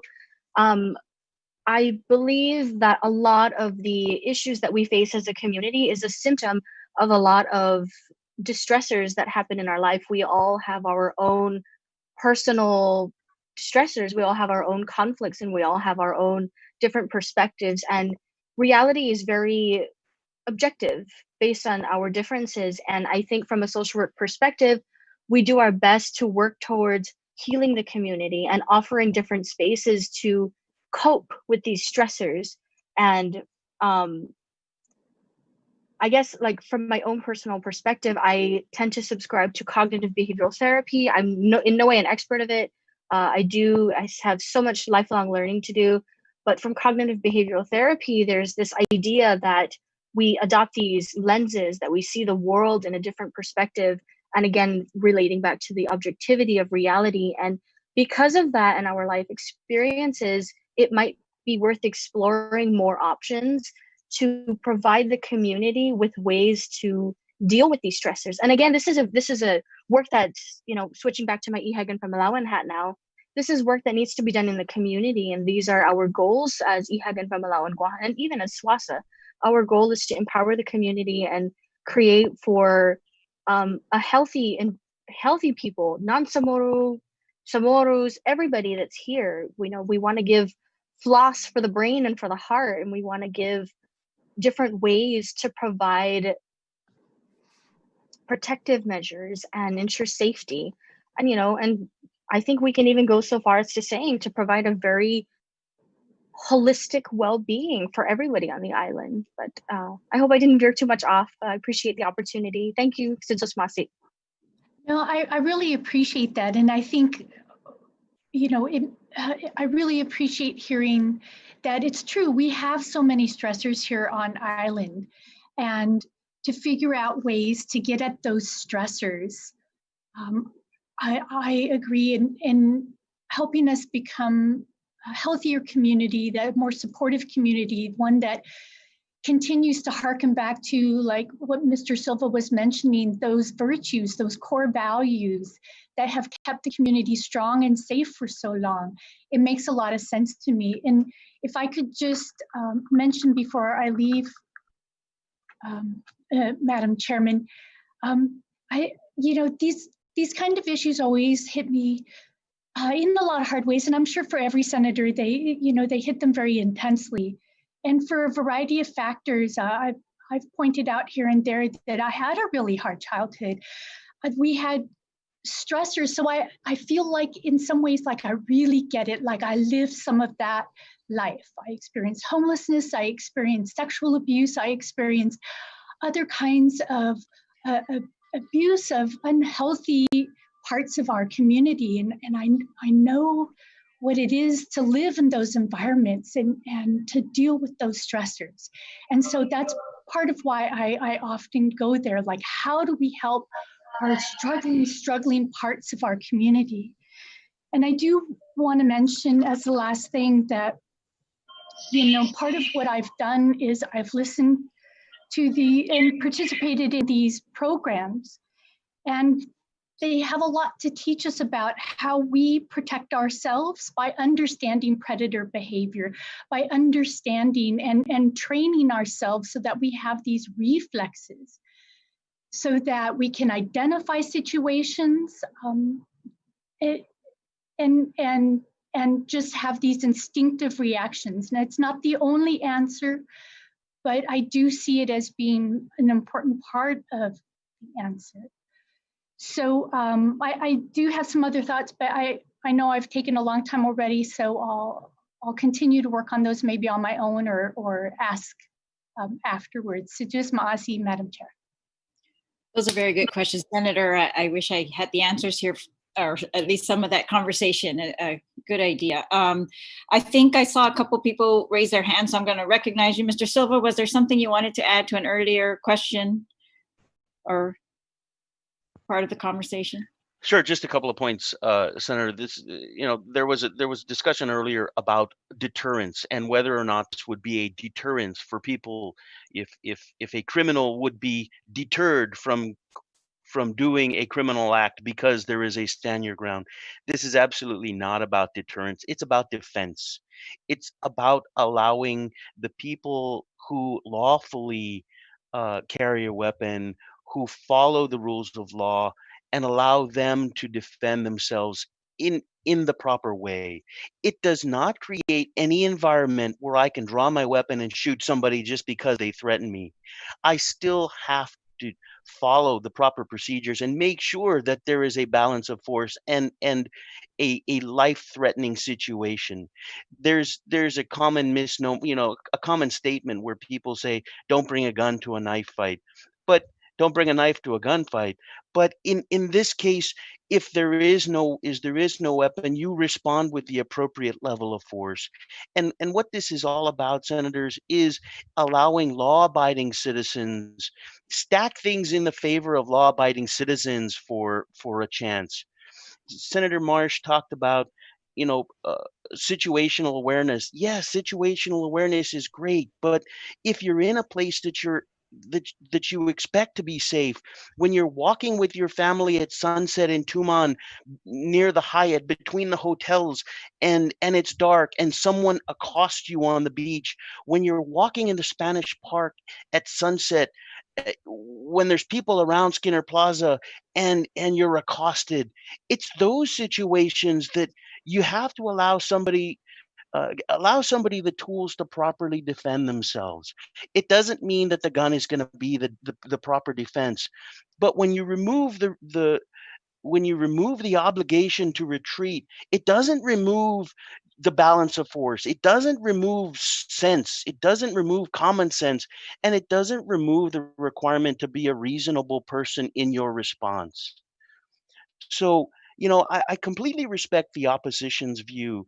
It's not about race. It's not about affliction to whether it be Micronesian or anyone else. It's about allowing me th- to properly defend my safety. Senators, when you need a cop in a moment's notice, they're minutes away. I, i- and that's the reality. I can't expect GPD to be there when I need them to be. And I've a moral obligation to protect myself and my family.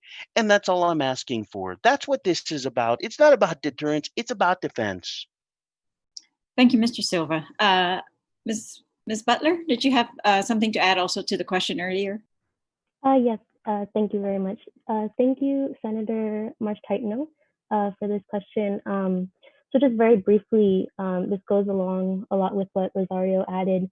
But, from a social work perspective, what we can do next, of course, we always look at empowering and strengthening our community. And so, of course, one way to do that is to sort of build up those community services that promote connection and alliances within our community here on Guam. And that could be through providing funding or, neighborhood watches or things like that. And so that's sort of just what I wanted to add to this. Thank you. Mrs. Masi for sharing those perspectives. I do agree that as many approaches as possible, strengthening it up, our community from every direction we can possibly think of.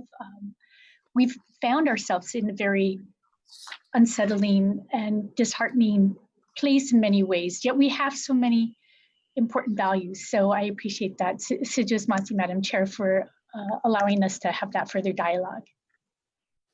Thank you very much. I wanted to just ask a couple questions myself. And one is, earlier we talked about, in the introduction of this bill, that there are many cases of invasion and assault on Guam recently. We can, just I think in this past year, I think we were reading a list of those. And so I wanted to ask you, Attorney Morrison, is there, have you seen on Guam that we are, that these cases, or that we are charging people who are in legitimate fear of their lives with crimes? I guess the Attorney General had described earlier that the charging of a crime is one big part of this self-defense, whether they will allow self-defense or, to prevail or not. And what have you seen in practice on Guam? I mean, do you find that those people who are acting in self-defense are being charged with crimes? Thank you for that, Senator. So, I mean, there's no doubt that there's a crime problem on Guam and that home invasions are unacceptable, but I have to answer it in the context of a criminal defense practitioner. And I've just not had a situation where one of my clients used deadly force during a home invasion against a perpetrator and ended up in a trial situation or even being charged. It has not happened at my office. There was a case I referenced earlier where we considered invoking it at an early stage, but it just was not going to apply factually because the person had a right to be in the same place. So I have not had an increase in my offices where we've been able to say people are being unfairly charged with using deadly force or seriously bodily injuring somebody that had broken into their home. No.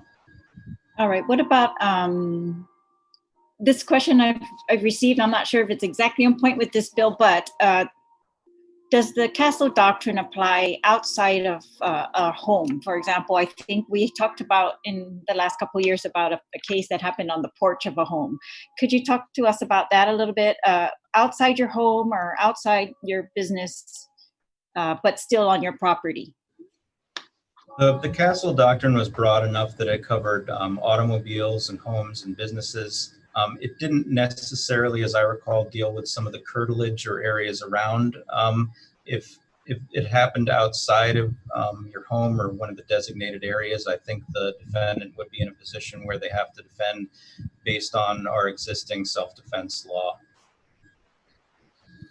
All right, thank you. I wanted to note for the committee also that, so in 2015, and we will provide this to the committee members, there was an American Bar Association task force, and they came up with a resolution actually in opposition, or they recommended that states do not enact stand your ground laws based on, and then they make a couple of findings.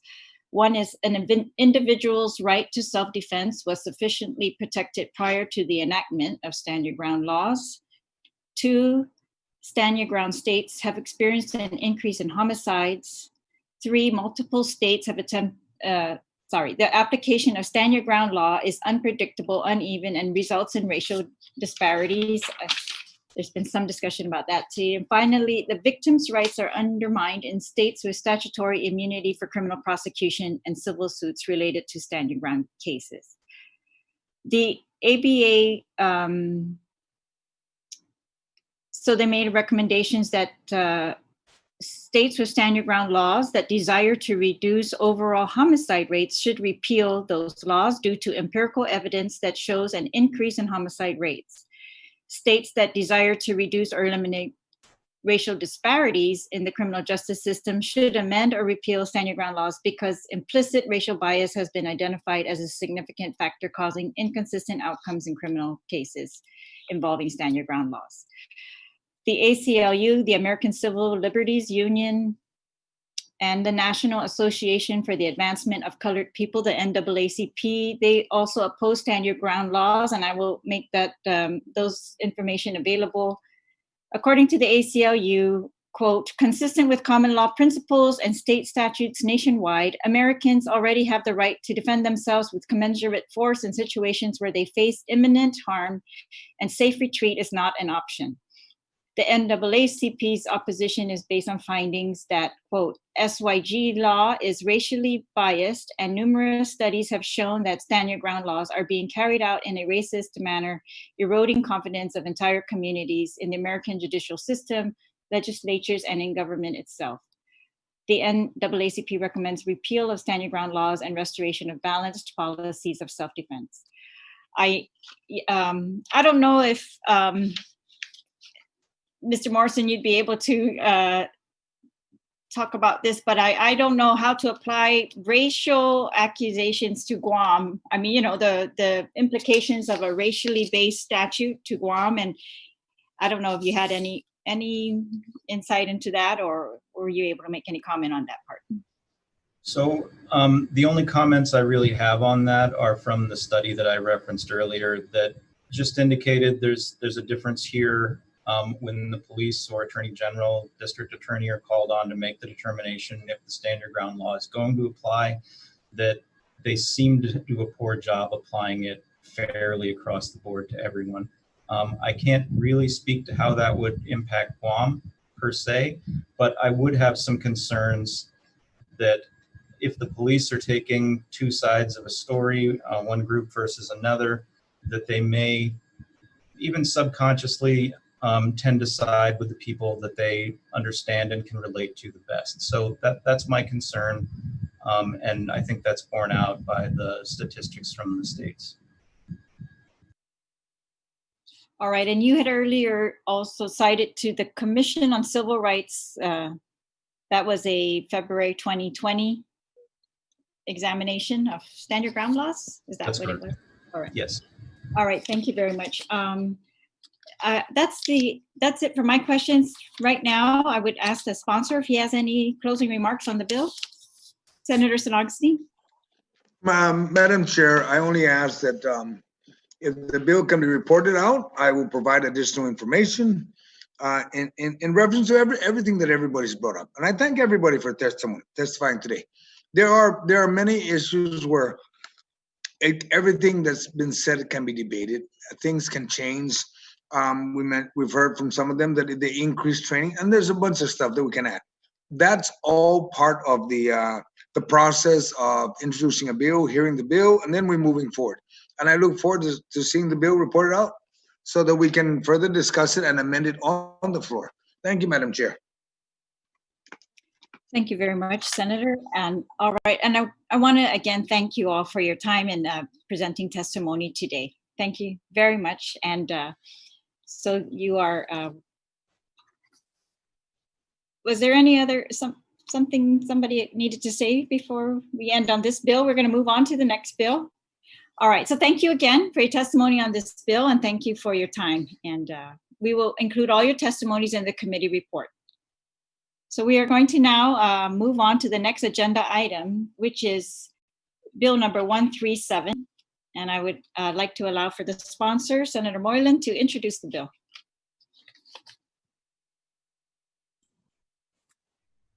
Thank you, Madam Chair, and thank you for our testimonies and those of you that are going to stay for this bill as well. I appreciate all your input. Thank you. So Bill number 13735 is an act to amend Article 7 of Chapter 80. It's titled 9, Guam Code Annotated, and it's relative to the hormone and anti-androgen treatment program, also known as the chemical castration for convicted sex offenders.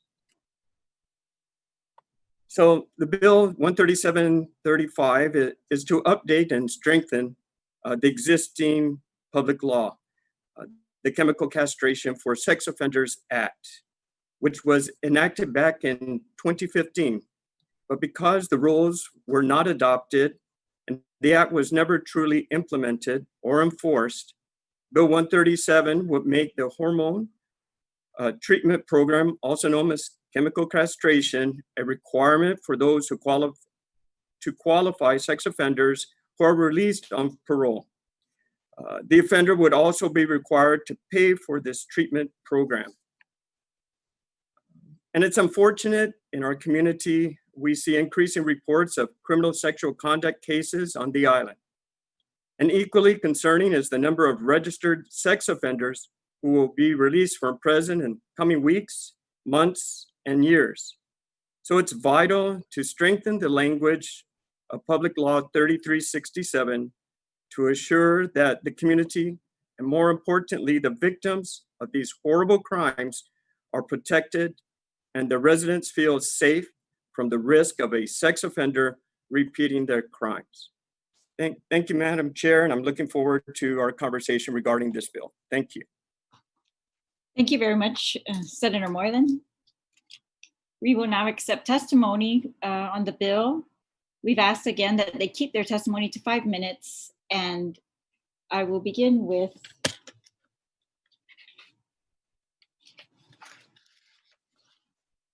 again, Public Defender, Attorney John Morrison. You may begin.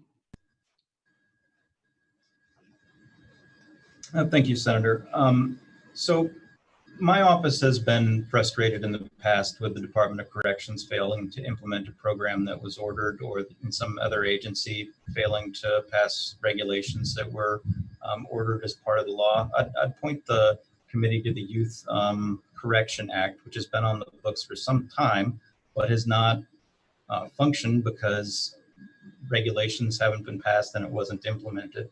I think this is somewhat similar to that in that there is a public law, and for one reason or another, I'm not sure why, the Department of Corrections hasn't implemented the rules.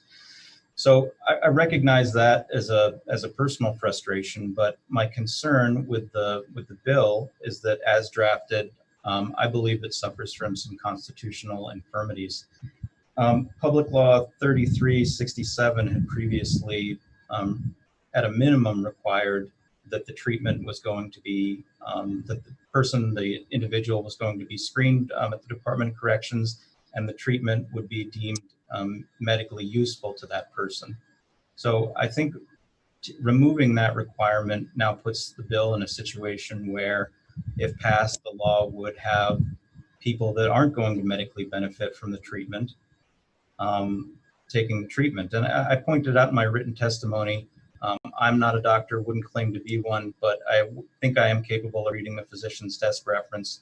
And when I looked up the specific anti-androgen drug that's referenced in the bill, it does come with some side effects. So having a law that would potentially expose someone to a side effect without being certain that this was going to medically benefit them in the way that the law is designed, I believe amounts to a cruel and unusual punishment. In addition to that, The payment requirement in Public Law 3367 had previously allowed for reimbursement rather than simply payment. This bill would require payment per se, or the individual's parole would be revoked until they are able to pay. So the concern there is that this is going to treat individuals without means in a different way than those with means, and we're going to suffer from an equal protection argument. Additionally, I would say the Organic Act of Guam and the Bill of Rights provision says that no one can be jailed for debt. I am struggling to find a way to explain the law other than to say that they're being jailed for debt when they can simply be released back on parole when they come up with the funds. Those are our primary concerns relative to this law. I would suggest that this law still needs to be studied. The public law allowed for that. The current bill subtracts the studying and the scientific analysis part of it. So I don't think that the law should carry the day without those provisions. I'll submit on that. All right, thank you very much, Attorney Morrison. We'll now hear from Kiani and Taitagui. Thank you for waiting, Kiani. You're welcome to state your name and affiliation, if any, for the record. Day. My name is Kiani Ann Taitagui, and I'm speaking on behalf of the Social Work Student Alliance. Buenas and Hafa Honorable Senators. My name is Kiani Ann Taitagui. I am a graduate of the Bachelor of Social Work program, and I'm testifying on behalf of the Social Work Student Alliance at the University of Guam. I want to thank you for the opportunity to testify in opposition to Bill number 137-35. As a recent graduate of the BSW program and a citizen of Guam, I am deeply concerned about the incidences of sexual assault on our island, but I strongly believe that Bill number 137-35 does not effectively address the issue of sexual assault.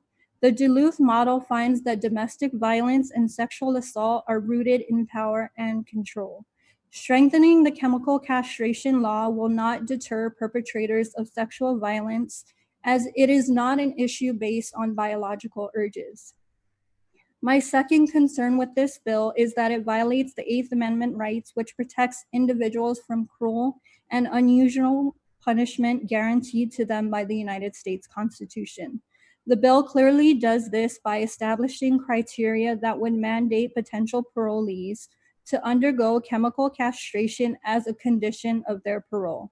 If an eligible parolee does not want to comply with chemical castration, then they have to stay incarcerated. It would be unfair to eliminate their chance at starting over if they do not consent to be chemically castrated, or if they also could not afford to participate in the program as outlined in the bill. The issue of free and informed consent should be a significant consideration, and as outlined by the bill, is suspect. Offenders are forced to consent to chemical alteration if they want to be paroled. This is not consent that is free from coercion. I strongly recommend that legislation be passed that invests money into rehabilitation programs that would allow for an easier transition period from incarceration to adjusting to life outside of prison walls. Therapy is evidence-based and provides individual support for offenders, which is something that they are afforded while incarcerated. It is imperative that a continuum of services be provided to allow sexual offenders to adjust to life after prison and transition back into the community. We must pass laws that effectively address sexual assault on Guam. As a future social worker, I believe that this can be accomplished by investing more money into counseling at Guam Behavioral Health and Wellness Center, Healing Hearts, Vero, and other appropriate service providers. This would also benefit survivors of sexual assault. It would provide them with the necessary support systems in place that will aid in the road to their healing. I urge all members of Y Legislatura en Guahan to oppose Bill 137-35 and altogether repeal the chemical castration law. Thank you. Thank you very much, Ms. Taitakwi. We'll now hear from Jerica Polino. Please state your name for the record and your affiliation, if any, and thank you for waiting this morning. Thank you. Jerica Paulino, representing Social Work Student Alliance. Buenas and Hafide, Senator Terlaje, and members of the committee. My name is Jerica Paulino, and I am a recent graduate of the BSW program at the University of Guam.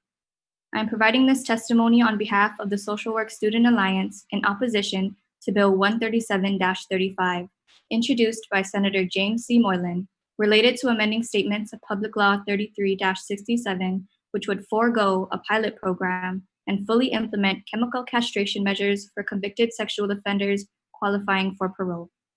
As future social workers, we are deeply committed to addressing sexual assault in our community. We believe that survivors of sexual assault deserve support, care, services, resources, and justice. Sex offenders should be brought to justice and require rehabilitative treatment. The use of chemical castration to prevent recidivism in sex offenders, however, is founded on the notion that sexual assault is primarily motivated by biological urges. This is an inaccurate premise. As indicated by the Duluth model and the State of California Department of Justice, power, control, and anger are more likely to be the primary motivators for sexual assault than sexual gratification. Chemical castration will not treat mental health issues related to aggression, anxiety, addiction, or other disorders connected to sexual assault. Chemical castration is no longer effective after it is discontinued, and research findings on its efficacy are mixed. A few studies indicate reduced recidivism, while others show no major effect.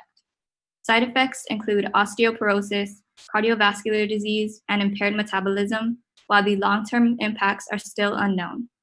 As proposed, chemical castration is a short-term approach to a complex and long-term social problem. Bill 137-35 aims to amend Public Law 33-67 by eliminating the pilot program, which was meant to provide useful, evaluative information on the implementation of chemical castration in Guam. Without the pilot program, there are no local statistics or qualitative data to determine the effectiveness and impact of chemical castration on parolees, nor do we have any insight on its implementation and the resources required to execute it. As part of our own research in the community, members of our Social Work Student Alliance interviewed multiple government stakeholders, such as the Department of Corrections and the Guam Parole Office, and it was found that none were in support due to the rights of the individual and difficulties with implementation. One representative told us that utilizing chemical castration to address sexual assault gave a false sense of security. In a legislative roundtable last May, stakeholders also publicly stated that there were no on-island medical doctors willing to perform chemical castration due to various issues with implementation and logistics. Further, and most poignantly, chemical castration is a violation of human rights as it eliminates parolees' right to self-determination. Mandating castration as a condition of parole brings the issue of free consent into question. As noted in a recent study, chemical castration for sex offenders remains a problematic issue for medical ethics because it is vaguely positioned between punishment and treatment. Alternatives to the implementation of chemical castration in the criminal justice system are available and offer a more therapeutic treatment model as opposed to hormonal alteration. Cognitive behavioral therapy is one such treatment focused on altering patterns of behavior that impact sexual assault. It is imperative that we address the issue of sexual assault and recidivism in our community, but chemical castration is not the solution. It is everyone's duty to protect the sanctity of what is right, but it is our legislators who lead the people in these decisions. On behalf of the Social Work Student Alliance, I urge Ilyas Latoran Guahan to vote against Bill 137-35 and repeal Public Law 33-67. Undoklo nasitos maasi. Thank you, Ms. Polino, for your testimony and for your patience this morning while we went through the other hearing. And so both Ms. Polino and Ms. Taitakwi, you're both members of the Social Work Student Alliance. We have also received written testimony in opposition to the bill from Ivana Sanchez, Natasha Cruz, Salome Yuki, and Kilelani San Miguel. Just wanted to state that for the record, and those, of course, will be provided as part of the committee report to all senators and to the public. BBMR has indicated that based on provisions, BBMR has indicated in their fiscal note on this bill that based on provisions in the bill, offenders would be responsible for all expenses associated with the program, including costs prior to the releases and in the continuation of treatment post-release. However, per feedback from DOC, there may be a funding impact, including the cost of professional services required from physicians and psychologists for evaluation and or administration of the hormone treatment, etc. Other concerns include any potential costs for medical issues resulting from participation in the program, such as side effects. This is from BBMR. And so we currently have a chemical castration for sex offenders act that was enacted in 2015. And as was testified earlier, it's Public Law 33-67. But we did learn earlier in a roundtable, thank you, Ms. Polino, for pointing this out, that they had indicated that the program's not been implemented due to a lack of funding and due to a lack of doctors who were willing to carry out the program. And I wanted to see if this is still the case, but unfortunately the DOC is not here, but I'm pretty sure that's still the case. I think we would have been notified otherwise. So the changes that are being made in this bill would make the chemical castration a mandatory requirement for the parole of sex offenders and would mandate the individuals to pay. So we've heard of this, some people have talked about this 8th Amendment objection. Attorney Morrison, I don't think I heard you talk about that. Is that an issue in this bill for us? Oh, that is I'm sorry, Senator. That is an issue in the bill. In my written testimony, I outlined that as a subject section, but it's essentially without being told medically that this is going to benefit someone requiring the treatment that may come with side effects, we believe is cruel and unusual punishment. In addition, some of the equal protection arguments I made relative to cost, I have seen those applied in an 8th Amendment analysis as well in other cases, such as the person's unable to pay. So therefore it's an 8th Amendment violation in addition to their separate classes being indigent. Has any of you come across research that says that this chemical castration is effective for certain types of perpetrators as opposed to all sex offenders? Like a narrower class or anything like that? So what I can say from my sort of limited research on the issue is the physician's desk reference. I just looked at an online version of it, and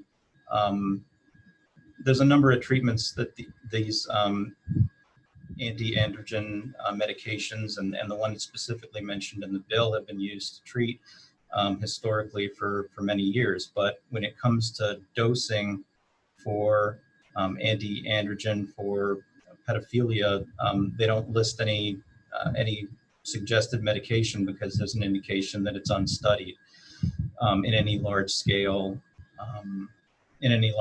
way. And the smaller scales are just anecdotal, but even those smaller scale studies were coupled with at least a year of actual counseling in a traditional sex offender type therapy setting. So it's difficult to isolate the two.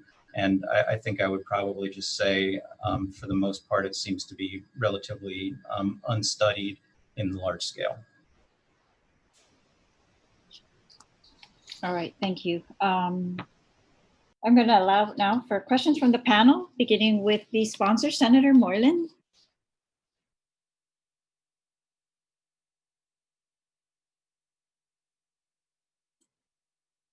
Thank you, Madam Chair. I have no questions from the panel. I appreciate their testimonies. Thank you, Madam Chair. Thank you. Senator Regine Biscoli. Sujus Masi, everybody, and thank you for waiting and for participating in our hearing this morning. I have two questions for Attorney Morrison. Though this measure contemplates hormone or anti-androgen treatment as a required condition of parole or post-prison release for a person convicted of first-degree criminal sexual conduct, if this type of treatment was even offered as a voluntary option to convicted felons that you might be representing, knowing what you know about this type of treatment, would you recommend it to your client even if it resulted in a reduced sentence or early release? Thank you for that, Senator. I think, you know, I would have to analyze the law that was in front of me. I would tell you, though, I'd be hard-pressed to wholeheartedly recommend it to any of my clients just because I'm not sure what the medical consequences of taking it were. Now, I think some of you that might have had research or medical backgrounds will remember the synthetic estrogen that was given to people, diethylsilibestrol, back in a period of time leading up to the 80s. And the consequence of that was that this was given to women that were experiencing miscarriages so they could conceive, and many did as a result of the treatment. But what was unknown at the time was that their adult children would suffer from a rare form of cancer. So that was essentially a 30-year wait period to find out that there were long-term consequences to taking that medication. So I would certainly be hard-pressed to recommend something to a client until there had been large-scale studies that could assuage some of my concerns there. But obviously, if this were dealing with a population that was already in custody and was an opportunity for them to be released earlier, if they participated voluntarily in the treatment, it might be something that some clients would want to consider. The truth is, if this is being, if this measures to treat pedophilia,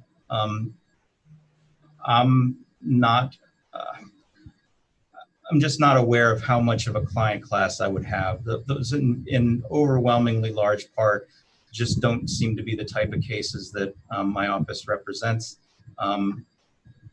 You know, that's not to say that when we go to trial on these that the issues aren't very difficult, that there aren't real victims, but most of these just don't seem to be cases where the person is some sort of a you know, stereotypical pedophile. We just don't really see that. Thank you very much. And my second question to you would be, as this measure details, a pilot program, as was mentioned earlier, was initiated by a public law that was enacted by our body in 2015. Are you aware why rules and regulations were never fully adopted for this, or why arrangements with medical professionals were never established? Were there fiscal deficiencies to your knowledge, or did the stakeholders involved with the program, including those in the justice system and health experts, maybe object on philosophical terms or maybe have any fundamental objections to the program? I just wanted to see if you're aware of any of the reasons why this hasn't already been stood up. Sounds as though there was a roundtable discussion on that. I wasn't part of it, so I'm not sure exactly how DOC reported back on this. It sounds as though there were no medical practitioners on island willing to participate. So I think the result of this law would be that there's an inability to participate in it, and therefore parole just wouldn't be granted for sex offenders. Okay, thank you very much, Attorney Morrison. And I just want to give a special shout out to the University of Guam social work program. I am a product. My mother is a social worker, so a lot of these issues, every time social work is brought to the forefront and we can hear professionals from that sector of our community provide feedback on some of the bills that we are looking at. I'm always, you know, listening with piqued interest, and I appreciate your perspective and the community perspective that you bring to the table and informing a lot of our informational and public hearings. So I really thank you so much for taking the time today to provide testimony, and thank you, Madam Chair, for the opportunity. Sujus Masi. Sujus Masi. Senator Terlaje, Minority Leader. Sidus Masi, Madam Chair, for the opportunity, and thank you so much. And to Attorney Morrison, thank you for sticking it out here this long. I really appreciate that, especially. And to the social workers, it's nice to, when she mentioned your name, Kiani Taidigui, I looked at, oh, is it my turn to speak? So it's nice to see another Taidigui come out. Thank you again for being here and testifying.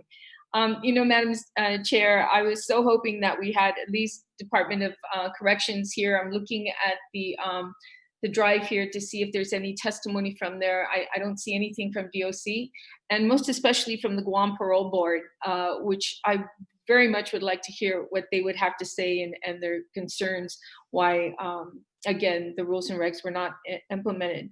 But you know, there's 7 states and territories right now that have chemical castration, and Guam is one of them actually. But it's one of them based on a program, and this bill, of course, is to actually it's a trial program, and this bill would basically make it throughout the year to have this, and it just. The numbers are amazing that I'm reading about from Johns Hopkins. You have 65% recidivism rate versus 15% that has this treatment. I mean, it's quite high, especially for child molestation. And certain things are working in perspective, and it's recidivism. But then you have those pedophiles who are just. It's a psychological issue, and in some states, some of these individuals have requested to be given Depo-Provera, which is one of the chemicals used or drugs used in this situation. But it goes beyond that because it's a psychological issue. And the Guam Behavioral and Wellness, if anything, I was hoping as well they would be part of this legislation, provide any kind of psychological or assistance with psychiatry regarding this bill. However, I know DOC has an issue trying to retain some doctors in that field under them. But one of the questions, Madam Chair, is how many convicted sex offenders were released from DOC within the past 5 years, committed similar crimes after their release. This is data and information that I'd like to hear as well from, but I do realize that one of the biggest concerns, and it was mentioned by the social workers on the issue of, their concern regarding, just a human right issue, and I understand that totally. So anyways, thank you, Madam Chair, and I look forward to DOC and also Guam Parole Board's testimony. Hopefully it'll come in soon. I appreciate it, and I appreciate all those who testified. Thank you. Thank you very much. Senator Torres, did you have any question or comment? Yes, thank you. I just want to thank Jerica, Kiani, and Attorney Morrison for very persuasive testimony. I was very disappointed that the first bill passed, and I'm quite shocked that we would even go through this second iteration of this bill. But one thing that wasn't raised that I think is important also is we're dealing with parolees, and also the obligation of them, should they be in this program, opt to it, to pay for it in full. And as I understand, I think it was you, Jerica, that brought up that the drug is not effective if not taken. But I think one of the most prohibitive aspects of this is even the cost, is that, as I understand, it's extremely expensive.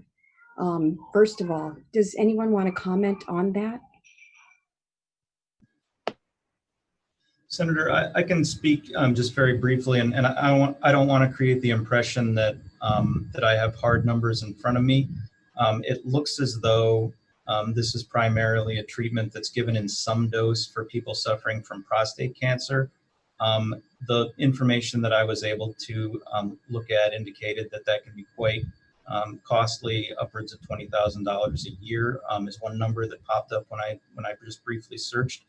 I can't speak to what the cost of using it for chemical castration is, but it appears that the treatments can be very spendy if we use the case of prostate cancer as an example.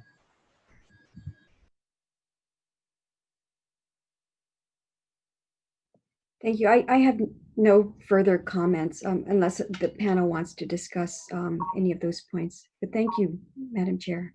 Thank you, Senator. Ms. Teichigui, did you have your hand up for that question? Please proceed. I just wanted to say, like, we don't have the hard numbers in front of us, but when we were researching about the bill, one of the rough estimates was that it would cost about $1,000 per month for the chemical castration. But that's also not on Guam as well. So if you could send whatever you found to us, that would be great. Thank you, either of you. All right, and Senator Pito Terlaje, you're recognized.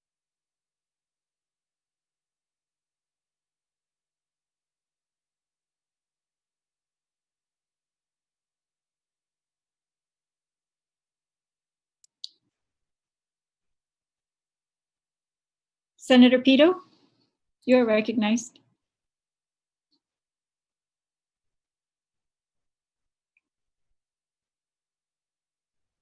All right, we'll go to Senator Kelly. Senator San Augustine, did you have a question or comment on this bill? And no, Madam Chair, I'm just going to listen on and then we'll move on from there. Thank you. All right, thank you. Senator Kelly Marsh-Taitano. Therese, Madam Chair. So as with the last bill, I know that everyone here wants to see for Guam. We want to see less sexual criminal conduct. And so the question again goes back to how do we get there? And just as before, I really appreciate the testimony that was provided. We need all the tools that we can get to make such important decisions that have really large consequences to human rights, to following the US Constitution, potentially, and to how we are as a community and how we handle issues. As was mentioned, and I have read on this lightly over the years, but I will continue looking into it, that some of the issue here is that it's behavioral. It's about, as was testified, power, control, and anger. And so part of what I want to continue researching is if somebody is chemically castrated, does it make them feel more powerless? Does it make them feel more frustration and more anger at this situation? Because if that's the case, then that's not getting them to where we need them to be to stop this behavior. And part of what's always difficult in doing the important work of looking at legislation like this is having to look at that part of our society where these things happen. And unfortunately, we had that case that was in the newspaper just recently, and we've heard them over the years that sexual assault is not just with genitalia. So does it stop that? That would be part of what I would be looking at and looking for. Does it stop using these other devices and these other ways of having those forms of power and having those forms of control being placed on another person? I also thought it was a good point where it was mentioned that, when you create a situation like this, we need to look at and think about very carefully, is this really fully voluntary? If we even make it voluntary, or if it's a condition for parole, is that really a form of coercion instead? And again, is that going to add to the anger and the potential causes that cause this behavior in the first place? So it's certainly a lot to think about. I think we've heard some very important studies and some very important details from the Social Work Student Association, so I really appreciate them taking the time to come and provide that testimony, and from the public defender as well, some of the issues that he has brought up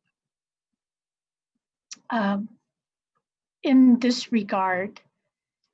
So I guess the question that comes to mind right now is if the public defender or the students from the social work program, if they've heard of these kind of issues, that it might increase some of that frustration, of whether it helps with some of the frustration.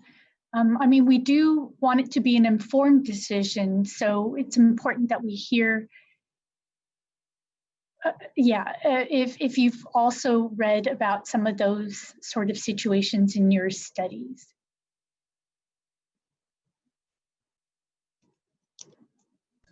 Senator, I apologize. I don't have any information in that respect at my disposal. I mean, the study of that, I think, would be so difficult and tragic to study, you know, the psychologically how frustrated somebody that was chemically castrated is. I'm just not sure that that exists.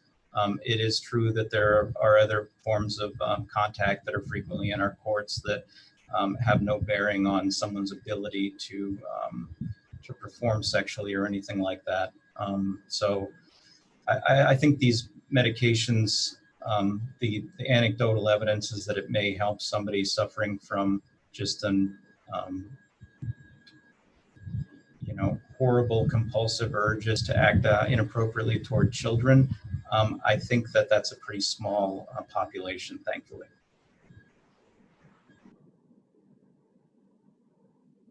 Right, and did Jerica or Kiani have anything that they've studied that they feel kind of speaks to that aspect?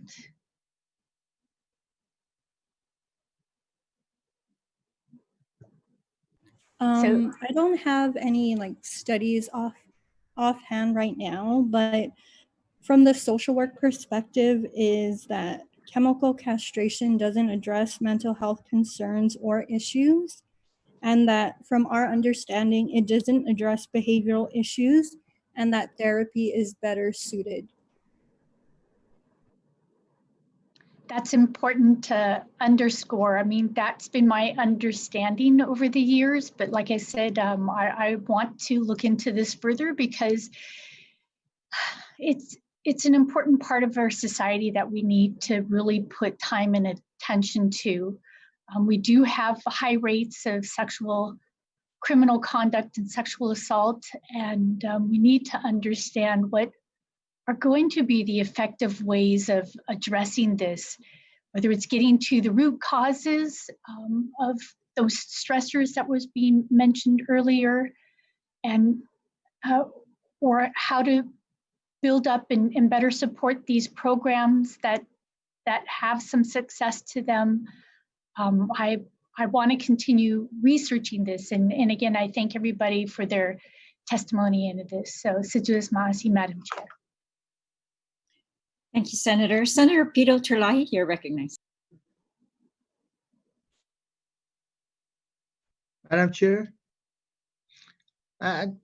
once again, thank you very much. I want to thank Attorney Morrison for his input with us today, and I want to thank Jerica and Kiani for the information that they provided. Now I'm pretty much set on how I'm going to vote on this bill. Thank you very much. Thank you, Senator. Again, thank you to my colleagues who have been tuned into this hearing and providing input. And thank you again to those who have provided testimony, very helpful. I think, Kiani, to follow up on what you said Yeah, the bill, the way I'm reading it, does not mandate the individual have concurrent ongoing psychological treatment, which you've also recommended that that's an option that we should pursue on its own.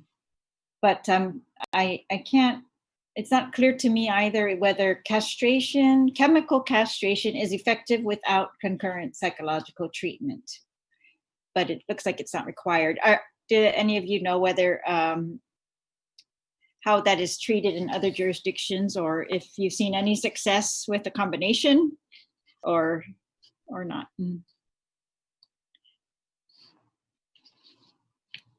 It's all right. Okay. I don't have anything that I hadn't said earlier, but the only studies I was able to look at that were small scale all included the concurrent use of psychological sex offender treatment. Appreciate that. Thank you. Well, all right. And so we will now hear from Senator Taitagui has a quick follow-up, then we will hear from the sponsor again. Senator Taitagui. Thank you, Madam Chair. Attorney Morrison, the current laws right now regarding sex offenders, especially first degree, second degree, we're finding out that a lot of times there's plea bargainings, for them, and going into more of a second degree and a third degree pleading out. Do you think the laws right now currently, as they stand, is strong enough to for those sex offenders? Pedophiles, most especially pedophiles. Senator, I apologize. In my right outside my office, there's a car alarm going off. I think it'll be all done in a second, and I can jump back on to answer your question. I can hear you clear. I can hear you clearly. Okay. I mean, the facts of each case, I think, are going to be distinct. As far as plea bargaining is concerned, there are limitations in what can be plea bargained. There are mandatory minimum sentences that are recommended. So I certainly wouldn't suggest that our current law isn't fair. It gives the judges a good opportunity to evaluate the facts in front of them and impose a sentence that they think is fair. If there's been a conviction after trial and they have to determine that the sentence is going to be fair prior to accepting a plea negotiation. So, and of course, our current law does include a victim's rights law that requires some notification if the victim wishes to participate and the like. So it hasn't been my experience that the sentences that are being imposed are so much lower than some other jurisdiction. I just don't think that's borne out by the facts.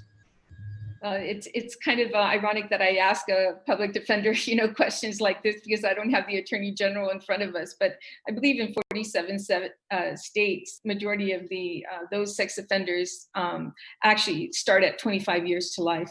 Guam is a little bit different, a lower amount. But you have 47 states. That's quite a bit of amount of states to actually have it a lot higher at the beginning, not just as 15 to life, but at 25. But thank you, Madam Chair, as well. And I heard there was supposed to be a victim coming on and testifying, but I guess they're not there. There might be a little bit, it's hard, to relive anything, but hopefully she'll submit written testimony. Thank you. All right, thank you, Senator. And before we hear from the sponsor, I just wanted to put on the record also that we did directly invite the Department of Corrections and the Parole Board to submit testimony, and we received none, but we will follow up. And so now we will hear from the sponsor, Senator Moylan.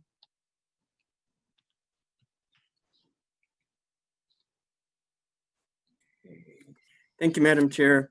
Again, thank you for your testimonies and staying with us for these last two bills. Your input was very informative and very well thought out. I'm looking forward to taking this information with the committee and seeing our outcome from this bill. But I appreciate all your input and your time. Thank you, Madam Chair. Thank you, Senator. There being no additional individuals to present further testimony, this committee will continue to remain open until, sorry, I don't have a date here. I think until this Friday, and for the acceptance of additional public testimony and all the agenda items discussed today. You may submit testimonies to my office directly at the Ada Plaza, Suite 207, 173 Aspinall Avenue, or to the mailroom at the Guam Legislature in the Guam Congress Building, or through email at senatorterlajeguam@gmail.com. Thank you again to my colleagues and to those who presented testimony today, and thank you for tuning in. The public hearing is now adjourned. The time is 11:49 a.m. Si Diyos masi. Adjourn.